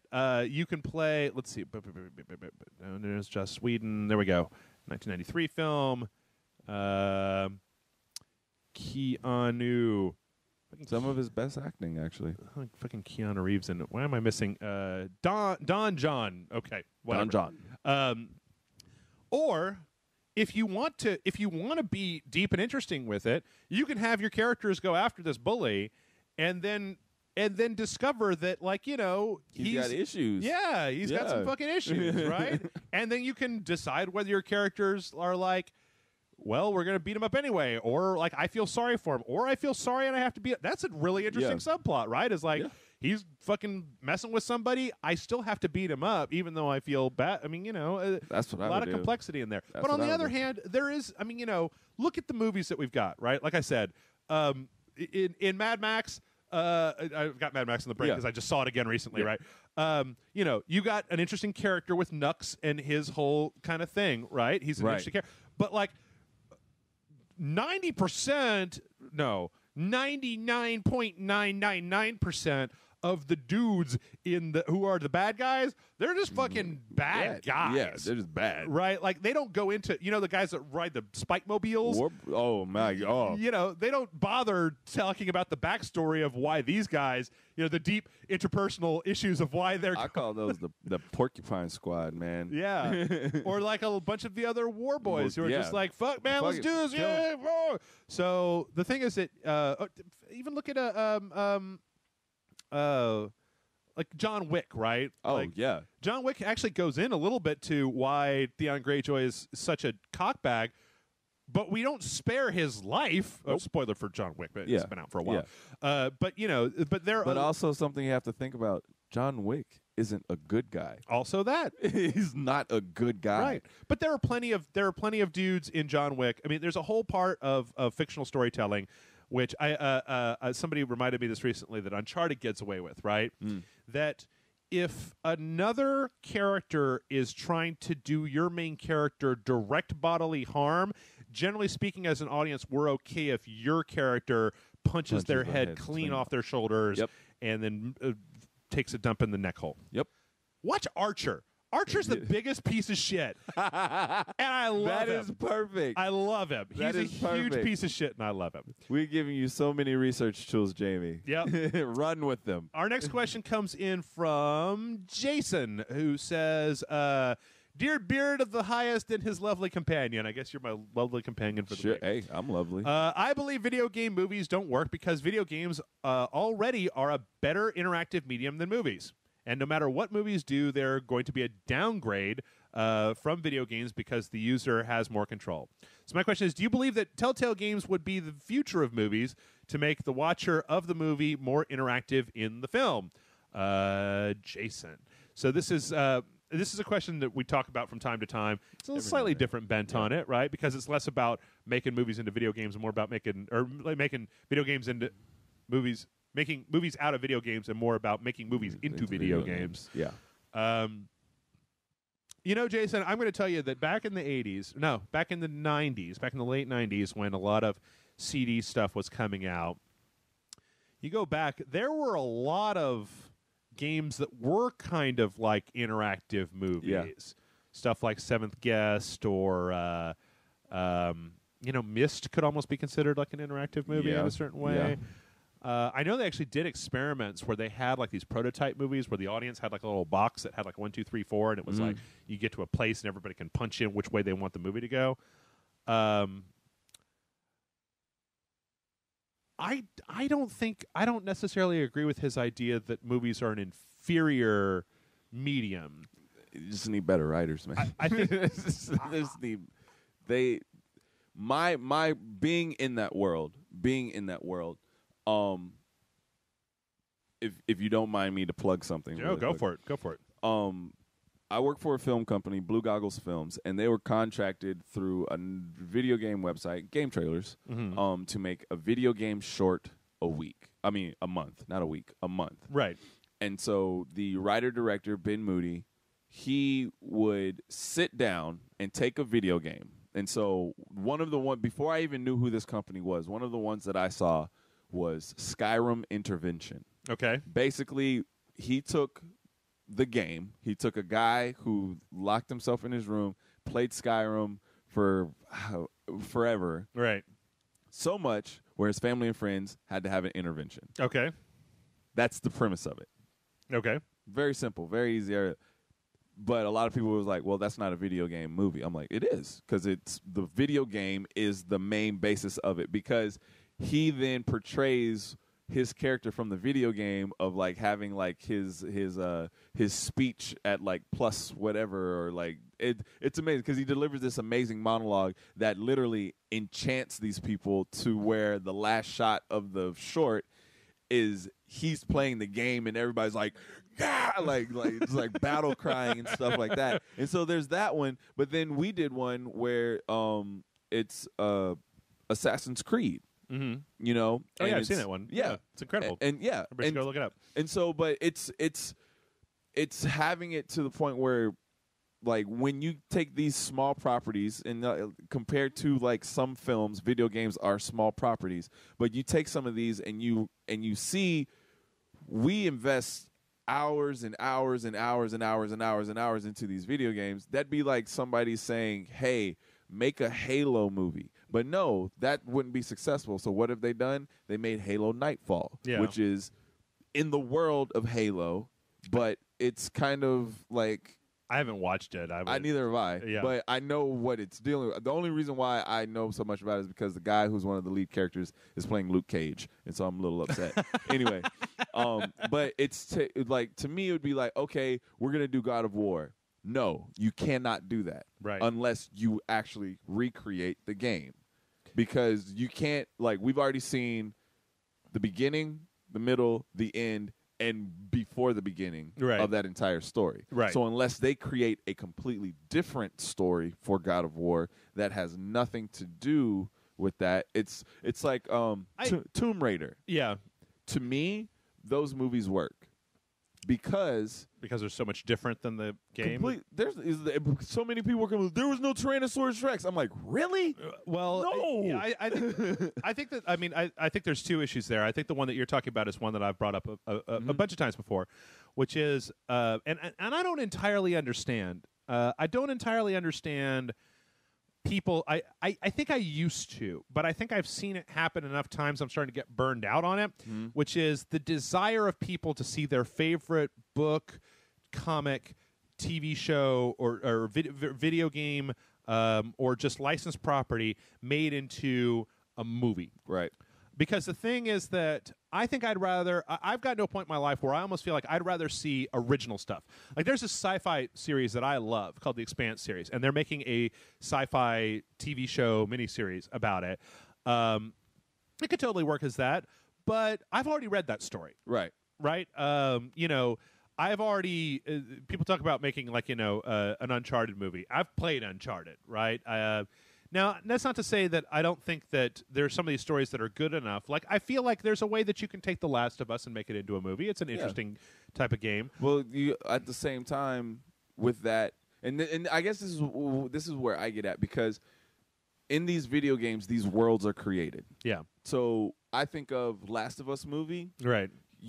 In my head, Joel and Ellie aren't the only two people doing that. Right. They're not the only people doing a thing. In that world. Let's find someone else in that world. Maybe they cross paths with Joel and Ellie. Sure. Holy shit, that's an amazing, little, like the nod to the game. The father and his son that they run into for a few minutes, right? What are they doing? But I think in answer to his question, I think that a lot of times this is what I've thought after years of answering questions about this. I think we get tricked about movies, TV shows, and video games because all of them involve looking at a screen that has pictures on it. Right. And that we equate them a lot closer than they are. Because in my mind, watching a movie, watching a TV show, watching a passive form of entertainment, I think it taps an old human experience that we have, which is telling a story. Correct. I'm telling a story, you're listening to the story. Yep. Video games, and mostly video games, right? In some cases, you could make a little bit of a case for comics, because there's a part of comics that nobody ever thinks about where your brain has to fill in what happens between the panels. Yeah. But for the most part, video games are more of a simulation of doing a thing than they are of storytelling, right? Mm-hmm. They're either I would look at them as an amalgam either for having a life experience, right? Doing your own thing, which is one of the reasons I think they're so addictive and incredible, right? Is because it's not sitting and listening to somebody else's experience, it's virtually having an experience, which is a different thing. Yeah. I think that they're just two different things. I think they tap two different places in us. Because I can say that I think that John Wick the movie is great. I don't know if I really want to play a John Wick video game. No. Because the thing is that in a movie you're seeing the vision of another person, of an artist who may have ideas about colors and the Mad Max video game and Mad Max the movie to me are two entirely different things. I've read so many interviews about it. The guys behind the video game, when the movie came out, got scared. Yeah. Because they're like, fuck.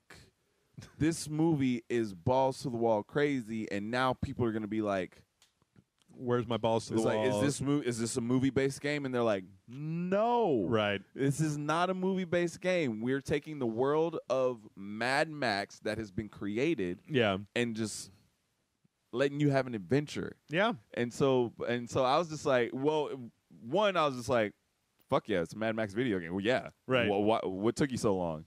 But now, like, knowing that they were, like, they are trying to seriously separate that from, like, the public eye, I was just like, good for you guys, man. Because the thing is, I don't think a video game could live up to that movie. Because that's I think that I don't know. It's going to be difficult to see. I think that you could make a video game. The problem is that it comes back to a question that we've answered a million times before, which is the problems with AAA or the problems with licensed games. Yeah, is the fact that there's a component of that licensed game of your budget that has to go towards essentially buying that, and there's a bunch of restrictions on what you can do. Yep. So if you like, ooh, that would be fun, right? Yeah, you can't do that. Yeah. So again, but in answer to the guy's question, I don't think that movies need to change. No. And I think that video games have their place and movies have their place, right? Yes, they do. I mean, the thing is that, here's the thing, is that it's getting better, but like, I'll use Avengers because I'm tired of talking about Mad Max, but like, there's a dynamic nature, and you know this, to the way that like the fight scenes of the Avengers are set up. Right. Where people are doing different things and they're reacting to different things. Where in a video game, at least for right now, you have usually a very canned set of responses to what you can do. Right. You can shoot your gun, you can shoot your sub-weapon, you can do a flip in this direction. And don't get me wrong, all that is incredibly, incredibly wonderful. But like, John Wick keeps me on my toes, or the Avengers keeps me on my toes, because I don't know what they're going to do. Like right. the fight between Hulk and Hulkbuster in Avengers, right?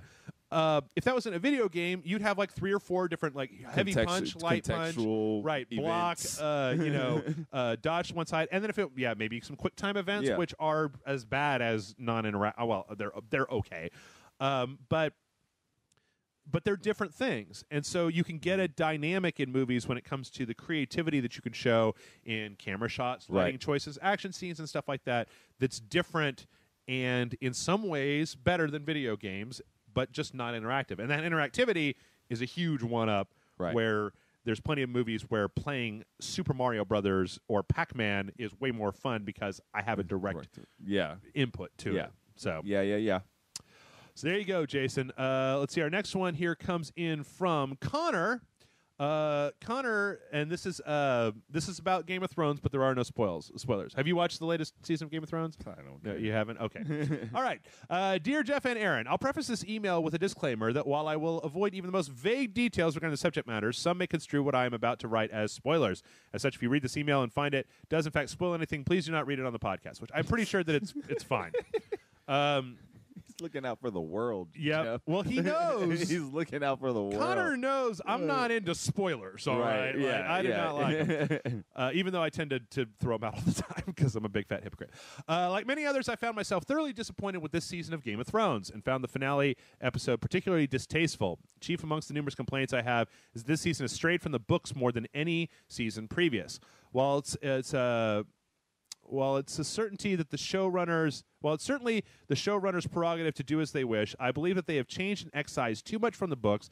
The show has suffered because of it. With this in mind, my question for you fine folks is how beholden do you think adaptations should be to the source material? Is it okay to outright change a character's story or fate? I believe Game of Thrones made the mistake of changing things too far and that it contrasts and conflicts with earlier seasons which were more faithful to the books. May you always hang low and to the left, Connor. Like, the fact that Connor even felt the need to put a disclaimer on there, he didn't talk about shit in there. Yeah, that was true. Connor, that was perfect. There was no disclaimers. Do you work in law, Connor? That's right. So you don't watch Game of Thrones? I do watch. You do watch it. I'm still in, like, beginning of season 3, whenever the Red Witch comes in. That's where I'm at. But it's not on my must. It's not high up on your list. Yeah, it's not high up on my list. Okay. My thing about adaptations, because I am one of those people who fell victim to, hey, this isn't what it used to be. Mm-hmm. Not trying to badmouth it, but the From Dusk Till Dawn series that's on El Rey and also that you can find it on Netflix. Okay. Based off of the film. Right. From Dusk Till Dawn. Mm-hmm. It's pop culture. Yeah. It's an awesome movie. It's a bad awesome movie. Love that movie. Yeah. Love it. Yeah. Selma Hayek. It's great. Yeah. So exactly. One of the most severe turns where you're just like, oh, this is a Quentin Tarantino crime. Yeah. What? Exactly. Oh, dick guns. Okay, now we're at dick guns. Sex machine. Cool. All right. Vietnam veterans who have severe cases of PTSD. That's right. So you watch that movie. See, right off the bat, you can pick points in your head from that movie. Right.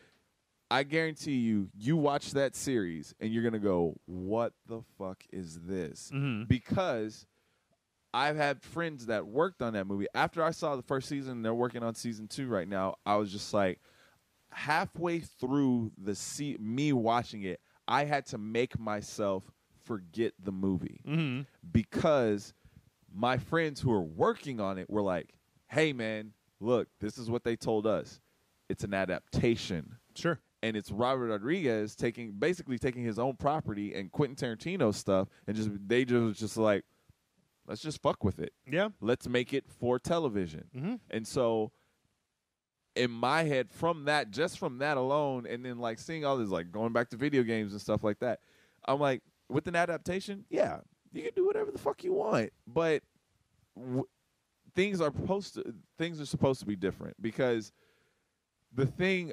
I have friends who are like, I'll say it, they're slaves to Game of Thrones. They're like that's their shit. Like, don't call them on Sunday because they're don't do it.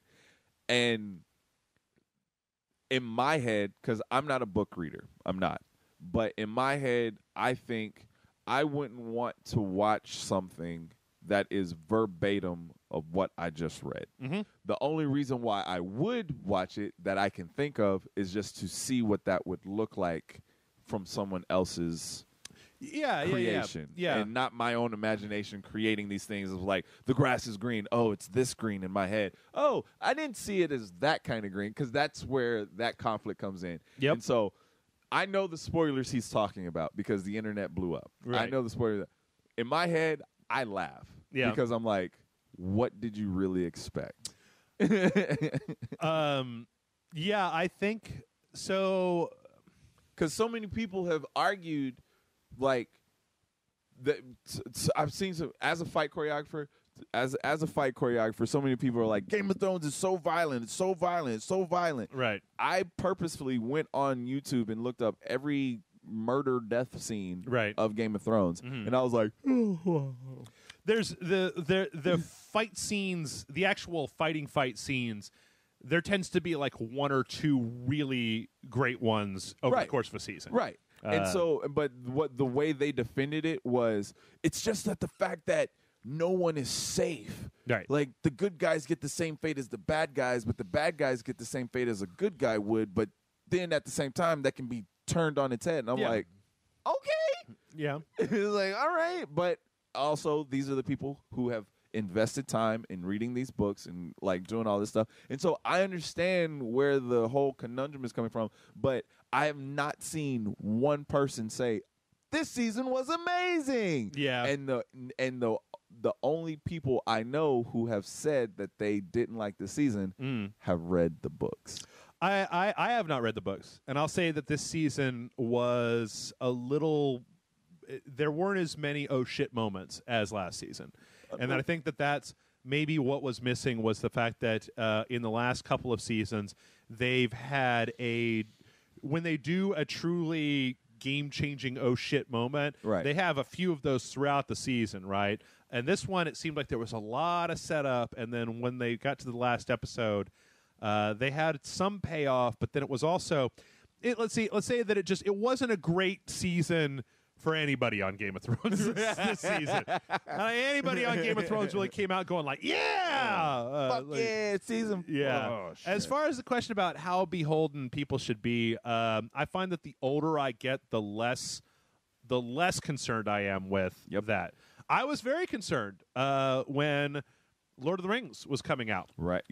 Like I with the first and Fellowship of the Ring, I will say this is an incredibly silly thing to do. But I'm sure I'm not the only one who's done it. But when that shit came out in the extended edition on DVD, I had a copy of it, and I sat down with my Lord of the Rings book, and flipped to see what they were cutting out, and I even looked at some passages to be like, because in the last Lord of the Rings movie, you know how they have the whole like. The Nazgul can't be killed by man, and they have that whole thing where she pulls off her helmet. She's like, "I am not a man," and then she stabs me, dies, and I was like, "What a cheesy fucking line!" Then I went in the book, and no, that's exactly what she says in the book. It's like that scene is like, then she pulled off her helmet and said, "I am not a man," and then stabbed him in the face, and his face went. And that's what Tolkien wrote. Yeah. Krtce. So, but I'm really of two minds about this stuff, because I tell this story from time to time. When there was a time when comic book movies were not taken very seriously, to say the least. I mean, and I'm talking, not talking like in the '80s when you got Dolph Lundgren's Punisher, which I fucking love, by the way, or the Rhett Brown Captain America, right? I'm talking about like when like Blade and things like that were coming out, and the Fantastic Four originally. So Rodriguez and company adapted Sin City into a movie. Right. And I went, and for years I had been advocating comic books are like a storyboard. Why don't they just make the movie based on the storyboard from the comics? And then I went to go see Sin City, and guess what? Sin City was an exact movie that was based off, like, shots were exactly the same way they were in the comic. And about a third of the way in, I was like, I'm bored. Exactly. I know this story. I've read all three of these stories backwards and forwards. Yep. Right? So, and the fact that they're basically doing the exact... So from there, I started to have to rethink, like, do I really want them to make a Killing Joke movie? Because I know the Killing Joke. Yeah. Backwards and forwards, Yep. I know the Killing Joke.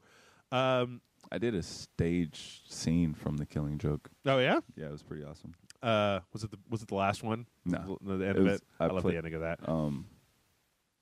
Anyway. Yeah, we'll talk.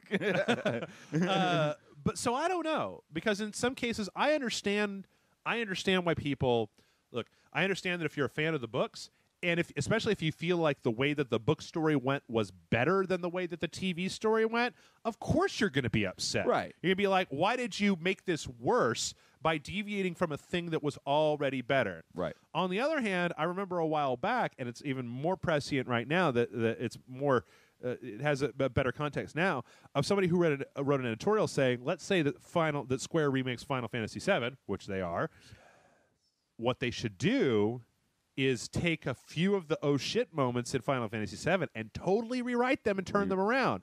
Because the thing is that if you've already played Final Fantasy VII and you go to play them again, and okay, straight up spoiler here, and Aerith dies, Yeah. but then she doesn't die in a remake, you're going to go, whoa! Yeah. Whoa! And then, Yeah. like, the whole second half of the game has to be slightly rewritten by the fact that Aerith is still alive and that you don't have that to lean back on, right? Like, it's interesting. Preach But to the choir, Jeff. I already had this conversation like a week ago. I just, the thing is that I don't know if modern audiences, and I'm sorry, because I know that a lot of you folks were probably in this demographic. I don't know if modern bitchy internet video gamers can take that shit. No. Or if it's going to be a Absolutely change.org not. petition signed by 6.5 million people to get Final Fantasy changed back to the way it's supposed to be, even though you can totally still go play it. And No, there was a video on YouTube where two gamers were talking about how the things that they want to see in Final Fantasy VII. Yeah. And in the remake, and I was just like, a couple of or things that they can't wait to see and things that they would like to be put in there personally. Mm-hmm. And like the guy was just like, oh yeah, this and this, and the girl was like, yeah, this and this, and then she goes, okay, now this next one, this is for you, the guy. She goes, I completely do not agree with what you're about to say, but go ahead, tell our internet audience. And he goes, I don't want it to be turn-based. Oh, the combat? Yeah. Yeah. He's like, I don't want it to be turn-based. And she goes, that's what made it. And then he goes, no. He's like, I want it to be something like, and I can't remember what game he said, but I went, no. I was like, no. Like Final Fantasy 13 or something? Yeah, Or- yeah. That's what he. And then she goes, well, at least have it to be where it's like Final Fantasy X, where it's a little bit faster, Right. but not have it to be where you're just like real time. Yeah. And so I was like, drastic changes like that will cause a massive, like, Yeah, I guess. I mean, it's one of those difficult things to say, right? Because the thing is that I just knew next gen turn based game. I'd love to see that. well, no, so would I. I love Final Fantasy. You know what I've always wanted was a Final Fantasy turn based where they've got the power to do this. And Final Fantasy 13 showed that they could, where put the guys on this side and the guys on this side, or fuck, man. Condense that whole thing down to a window at the bottom, Right. and then have the people on screen be in a real dynamic situation. And you say, all right, you attack you, you attack you, you attack you. And then what I see when that executes, it's like a cinematic cutscene that's dynamically generated, Right. and happens, and you've got camera angles and stuff. They've got the power to do that now. What game was it? The Last Odyssey on Xbox 360? I don't know. I never played that. It was like a 2-disc game that I wanted to. Yeah, that was one where people were like immortal. I guess, all the time. something like that. Yeah, See, I really know wanted to about. go back See, and I play know about Xbox games. I know about them. You're Don't hate refuting me. comments that don't even exist, Aaron. Don't hate me. You get the hate me. You get the least of it, my friend. But I don't know. It's a good question, and the thing is that here's the thing: as somebody who has not read the Game of Thrones books, I'm not pissed off by the changes at all. So then you come into a whole other argument, which is there are a million people. There's a bunch of people out there who have never read Lord of the Rings before. You're not a real fan, Jeff. Right? Yeah, that's fine. Okay, we're done. We're done with that. We're done with your real fan cards, everybody. You can take that shit and shove it up your ass. I will not be part of your secret society of real fans. For real, fine. man. Take it. You're done. Get Good. out of here. You're better than me. Your dick is bigger. It's fine. Get the fuck out of here. But like the thing with Lord of the Rings, right? Another thing is that there's people out there who haven't read Lord of the Rings. Correct. And so the thing is that if you've seen a movie which is a very faithful adaptation of Lord of the Rings outside of one fucking subplot that I hate, you now have an idea of what Lord of the Rings is. Right? Whereas if they had dramatically changed the whole Lord of the Rings story, like they kind of did in The Hobbit, right? Because there's the thing, Lord of the Rings is a direct remake of something I've read a bunch of times, and I loved it. And The Hobbit, they took a bunch of changes and did stuff, and I fucking hated it. So I don't even know what the answer to this question is anymore. I'm too good. It's just like it's hard to say. I'll say this: there will be people who yes, can accept adaptations, and then there'll be people who can't. That's basically what it's going to come down to. I think what it really comes down to is that there's always going to be people. Because I don't like the fact that they left. I'm one of those guys who doesn't like the fact that Tom Bombadil isn't in fucking Lord of the Rings, even though people are like he's stupid. And I'm like, all right, it's fine, whatever. Yeah. But I don't know. It's I think it just comes down to how good are you at your changes. Right. Like if you can write in changes that are thematically appropriate and make sense, then great. That's great. If it seems like you're rewriting Gem and the Holograms to be some dumbass movie that doesn't have any holograms or misfits or synergy in it, then why are you even doing it? Why are you even calling it that in the first place? Just okay. So that Thank you, Jeff.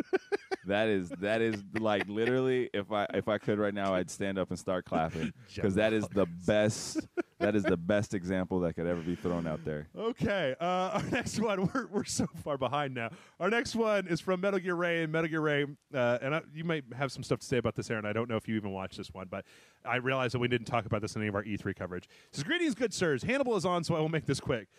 Jeff, what did you think about the Oculus announcements today? Metal Gear Ray, did you watch the Oculus conference that they had on what was it, like a Saturday or something, where it's like an hour long? It kind of just came out of nowhere. I did not. Okay. I'm sorry.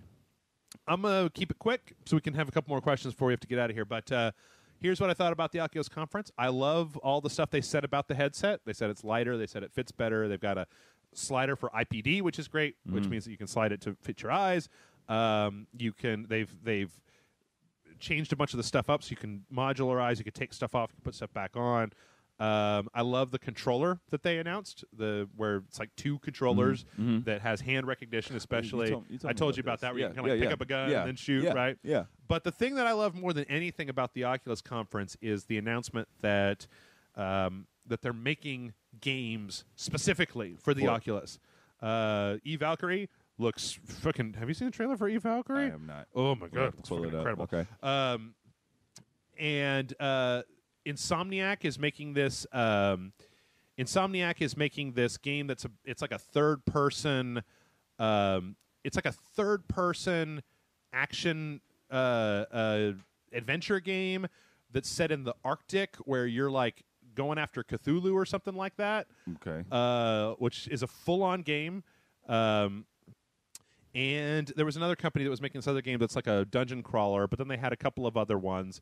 And this is what Oculus needs. Is like at this point, there's at least them, and there's a bunch of other companies that are working on hardware. That's all fine and dandy and good, right? But what I find when I talk to people about Oculus that they don't entirely understand, or that nobody has understood that doesn't own one, is that a 3-minute demo on the Oculus is fine, but what you need a game you could play for 6 hours on the Oculus. Right. Because that was going to tell you what it really is like once you've had enough time to forget that you're not at a trade show, you're not at a friend's house, you've got an example of gameplay in this rig for an extended period of time that's going to show you what it's like to really be fully immersed in a world, in an Oculus world. And that, to me, is what this thing needs. That, and it needs to be in a Best Buy store. They need kiosks where people can go and put the shit on and see it for themselves. Because quite frankly, we're watching this demo for Eve Valkyrie here, and it looks like a space sim, right? Yeah.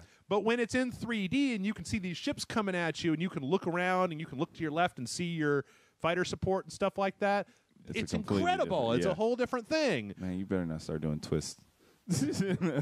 I'm going to get to a point where they start shooting and there's lasers. But yeah, in general, I thought that the...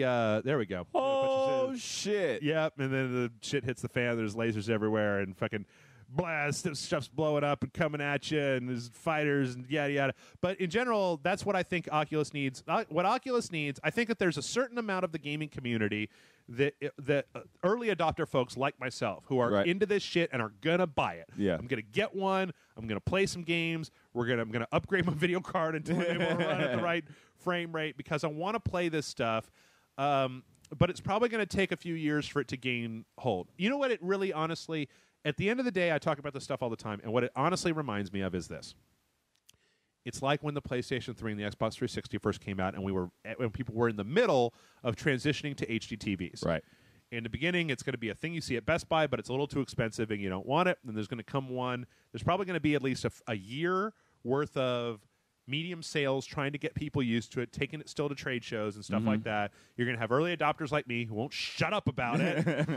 And then hopefully, eventually, there's going to come a $200 consumer model that people are able to go down to Walmart and pick up, and people are going to like it. So we just got to the end of this demo where the guy freezes to death. So what? Yeah. Okay. See, Jeff? Yeah. I wasn't interested in the VR, and now you show me shit like that, man. Let me see if I can find the other one. It's not a Insomniac. Let's see. Oculus. Edge of Nowhere. That's what it is. Dude, they had a gameplay demo. God damn it! I need to go out there and watch some more of this shit. But that's what's needed. And then I really want to play a game where I'm able to get those controls. Yeah. Because it's a great halfway point between a gamepad, because essentially is a gamepad with triggers and buttons and stuff like that, and something that you can do motion with. So it's not like they're like, you won't even need a control stick to work this. They're splitting the difference, and I really think that that's a great thing, and it's something that we probably needed. So... Oh, fuck no. Yeah, it's a big Cthulhu game. CC Cthulhu over Yeah, there. I see it. So yeah, I'm excited. I want to see it. I can't wait for next year, because when the final production model comes out, I'm totally gonna get It's it. gonna be just another even better year to be a gamer. Yep. In the end, that's all it is. Let's see. I'm gonna go ahead. I'm gonna cut this one because we're running a little bit long. So we're gonna have two more, and then we're gonna be out of here. This next one comes in from Brad. Brad says, "Dear Jeff and Aaron." But probably mostly Jeff. In the wake of the Dark Souls 3 rumors, which are now confirmed, this is an older email, I'm excited for Miyazaki to possibly return to the Dark Souls universe. I didn't like Bloodborne as much as Dark Souls, in so much as I don't have much interest in replaying the optional sections of Bloodborne. But boy, was combat fun in that game, and I was surprised how much I dug the aesthetic of it, since I generally dislike Victorian, steampunky London settings. Don't say that, Brad, because it's not steampunk. There's a million people. It's not steampunk, Brad. I don't really want him to go ahead and make Bloodborne 2 right away either. I want a new IP from him. What sort of genre would you like to see him tackle next? Honestly, I get all kinds of wet if he announced a cyberpunk game. Maybe a setting similar to Renraku Arcology, shut down from the Shadowrun RPG, Robots Gone Mad, crazy transhuman street games, and NPCs who, like other NPCs from his games, are cracking in a bad situation. Given what he did with Dream World and Bloodborne, I'd love to see what he could do with a Matrix-like internet. Given what we've seen from other cyberpunk/transhumanist stories, I bet he could still make it creepy and messed up in that why are those spiders made out of veins kind of way. May the Dog Lord bless you and a bounty of blood spider dicks all inside you in time for the next Ragecast. Ew, Brad. What? Brad, so... You've played Bloodborne. I have. And you've been around when I've played some Dark Souls. You kind of know a little bit about that. Yeah. What do you think would be a good genre for him to play? Anything that he just throws more murder in. Yeah. It's to me with the game creator like that. Yeah. You know what I just make games. You know what I really want to see. You know what I think he would be. You know what I think he would be the perfect director for. What's up? Spec Ops: The Line 2. I want to see Miyazaki's like you're going crazy imagery in like maybe like a Vietnam setting. Oh fuck! Like because like you think about something like Apocalypse Now, and then throw in like a healthy dose of just like insane like monsters and stuff. Like in a take a Vietnam setting and then add monsters into it, where you got people that are already fucked up on drugs and going crazy. Talk about some serious TBI issues. Man. Yeah, I like the idea of cyberpunk. I also like the idea of there's a guy named Neil Stevenson. He wrote Snow Crash, and he had a book called The Diamond Age that was actually all about nanotechnology. Okay. I think nanotechnology is an interesting way to have a futuristic horror setting, right? Because nanotechnology means that things changes a lot of the ways that things operate in your world. So you just want them to make Remember Me? No. You know what? Actually, you know what? Never mind. You say that as a joke, and I laugh and say no. But honestly, like if you had somebody like Miyazaki who's so interested in memory and tragedy and the way that things work, doing a game like Remember Me, where he really fleshed out the ability to change somebody's mind and either make them like crazier or not crazier or whatever like that. That game has solid bones. And I keep seeing, like I went on Steam and I bought it on the Capcom Steam sale, I believe. Oh, I have it. Yeah. And there were a bunch of people in the comments. See, we played it like very briefly when Rage Select was started, but I never played it all the way to the end because we were so busy starting Rage Select. Yeah. But there are a lot of people out there who are just like, this game got shat on at the time, but it's not as bad as good. people. It's actually a good adventure game. Say. It's a good adventure thriller. That's what I will say. Is it a good adventure thriller? I keep it takes to go back you and got to get used to it. But I remember when they were having like just little talks about it, and they were just like, yeah, and this is our character, and da da da da. I was just like, yay, female lead character, yes, who kicks ass, yes, against these weird fucking mutant things. Fuck yeah. Yeah. Yeah. Yeah. And then, like, when you get to the part where you get to change shit, I was like, okay, this is a little trippy, but I love it. Yeah. So, I thought it was a real interesting concept. And I love anything that you get to, like, do combos and stuff in. So that's my world. Hey, there's this new Batman game out. I don't know if you've played it, but it might be something you should check out if you're into that. Combos. I'm trying to play Knack right now. So. Okay. Get out! I can't even say that. Get out! Serious face. I do own Knack, but it's for my 5-year-old son, and he gets bored with it. If I remember correctly from when we played it, isn't the frame rate in Knack kind of shitty? Oh yeah. I'm like, come on, PlayStation 4. I've seen what you could do in The Witcher 3 and Bloodborne, right? Like, come on, PlayStation 4. Well, I just don't think Knack isn't a good game. Like I look at it as like it was one of the first games that came out on PlayStation 4, and it was one of their like if another PlayStation All-Stars Battle Royale was coming out, right, Knack would be in it, right? Of course, I think they even put him. I don't know. But I hate that game so much. I don't think they knew what they were getting into. Okay, I tell you what. You want a third-person action adventure game that a kid can totally play that looks freaking awesome as hell? That new Ratchet and Clank game looks fucking incredible. Yes. It's particle effects, explosions, characters for the whole family. Great. It looks fucking amazing. Yeah. Love it. Yeah. All right. One last question. This one comes from our friend Detective FDR. Oh, I know this guy. Hey guys, Detective FDR here. As you may have heard, the Batman Arkham Knight Batmobile Edition has been canceled within a week from the release date. This is also an earlier email. Mm-hmm. I somewhat feel really bad for those people, but on the other hand, I'm okay because I wasn't able to get one because it sold out so goddamn fast, and I get the last laugh with the limited edition that isn't canceled. Mwahahaha. Anyway, but my question is, could there have been a better way to compensate the people who ordered the Batmobile Edition instead of just giving them free skins as an apology? Thank you so much for making this great site. Keep up the great work and keep it classy. Detective FDRRR. Just 3 this time. Yeah. I actually pulled up this question because I was interested in talking about what obligation do we think that the publisher has to those people who went out and spent that money. Nothing? You're shaking your head like nothing. I mean, well, I'm not shaking my head as nothing. It's just like, I mean, people went out and spent that money. Yeah. And then it's like, sorry, this isn't available anymore. Yeah. So they got their money back, correct? I don't know.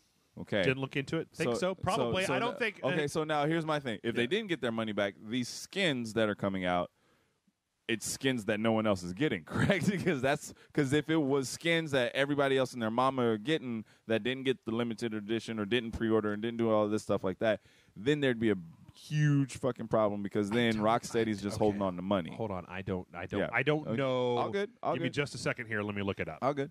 But yeah, it's. I'll say this: if the people got their money back, like what they're doing with the PC, yeah, they okay, all right, oops. I was like, obviously something happened, or like they didn't make enough, or well, let's see. So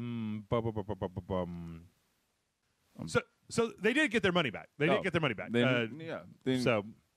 I'd say everything's fine in the world. Yeah. Yeah. I mean, I guess that's a question that was the sub question that this prompted in my mind is like, this is a $200 edition that came with a fucking transformable Batmobile. Right. Like, what responsibility does a publisher have when they hype somebody up like that and then kind of product fails? Right. I mean, you know, I know that they're trying to do the right thing by not sending everybody a crappy Batmobile, which is obviously what happened here, right? So they got their Batmobiles. Then what would have happened if the Batmobile would have came and then it would have been crappy? Everybody would be like, I want my money back. Right. On the other hand, does a publisher, do they like buy whipping everybody into a frenzy, putting fucking collector's edition commercials out there, you know, like getting everybody hyped up for this? Do they have a responsibility to make better? Not, I mean, you know, they gave them their money back, right? They gave them the new 52 skin pack. Is that enough? Should they get like half off the season pass or a free season pass? Because the thing is that these are the people who are your super fans who are willing to pay $200 fucking dollars for Batman Arkham Knight, you know, with all the bells and whistles and goodies. I mean, the other I see where you're coming from, and I would say yes to all of that, to like where those people, because it's a controlled number, right? It's a controlled number, so they would be able to know who exactly. Right, they're not going to retool everything. Exactly, it'd be like this. There's only 200 of these things. 200 people have already fully purchased this. Right. We have to give them their money back. On top of that, understanding that these people were going to be the ones who literally love us completely, let's give them this free swag over here and then discounts on other stuff. That makes complete sense to me. I wonder if they could have just given them, because this thing didn't just come with a Batmobile. It had the skin pack, comic book, art book, and a steelbook case. Shit. Like, you could have just maybe given them just that stuff, sans Batmobile for, or even just offer them, be like, at cost, it would be $80 for this whole pack, right? Where it's not the 200 with the Batmobile. We took that out, and we're giving it to you at cost. It's $80. You can choose, if you would like to continue to have that and get the rest of your money refunded. Right. Or you can cash it all out, and we'll just stick with those, blah, blah, blah, blah. I think that would be a pretty good solution, That'd right? be sick. I love steelbooks. I got the Bloodborne steelbook. Oh, yeah? Yeah. I don't have Bloodborne steel. I don't, you know. I don't do it.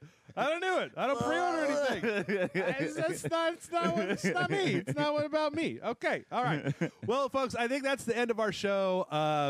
Aaron, thanks so much for coming by. I love it always. It's been a great time. Folks, mail at rageselect.com is the email address. There should be a link down below in the YouTube comments or in wherever you're pretty much watching this. Oh, shut up. Aaron just showed me on his phone that Bethesda will let people buy Fallout 4 with 2,000 bottle caps. That's insane. No, Bethesda let a fan buy Fallout 4 with 2,200 bottle caps. That's insane. That's nutty bananas. Anyway, let's wrap this up because now that you've told me that, Aaron, I got to go start collecting some bottle caps. I got to go drink some soda. I will see y'all next week.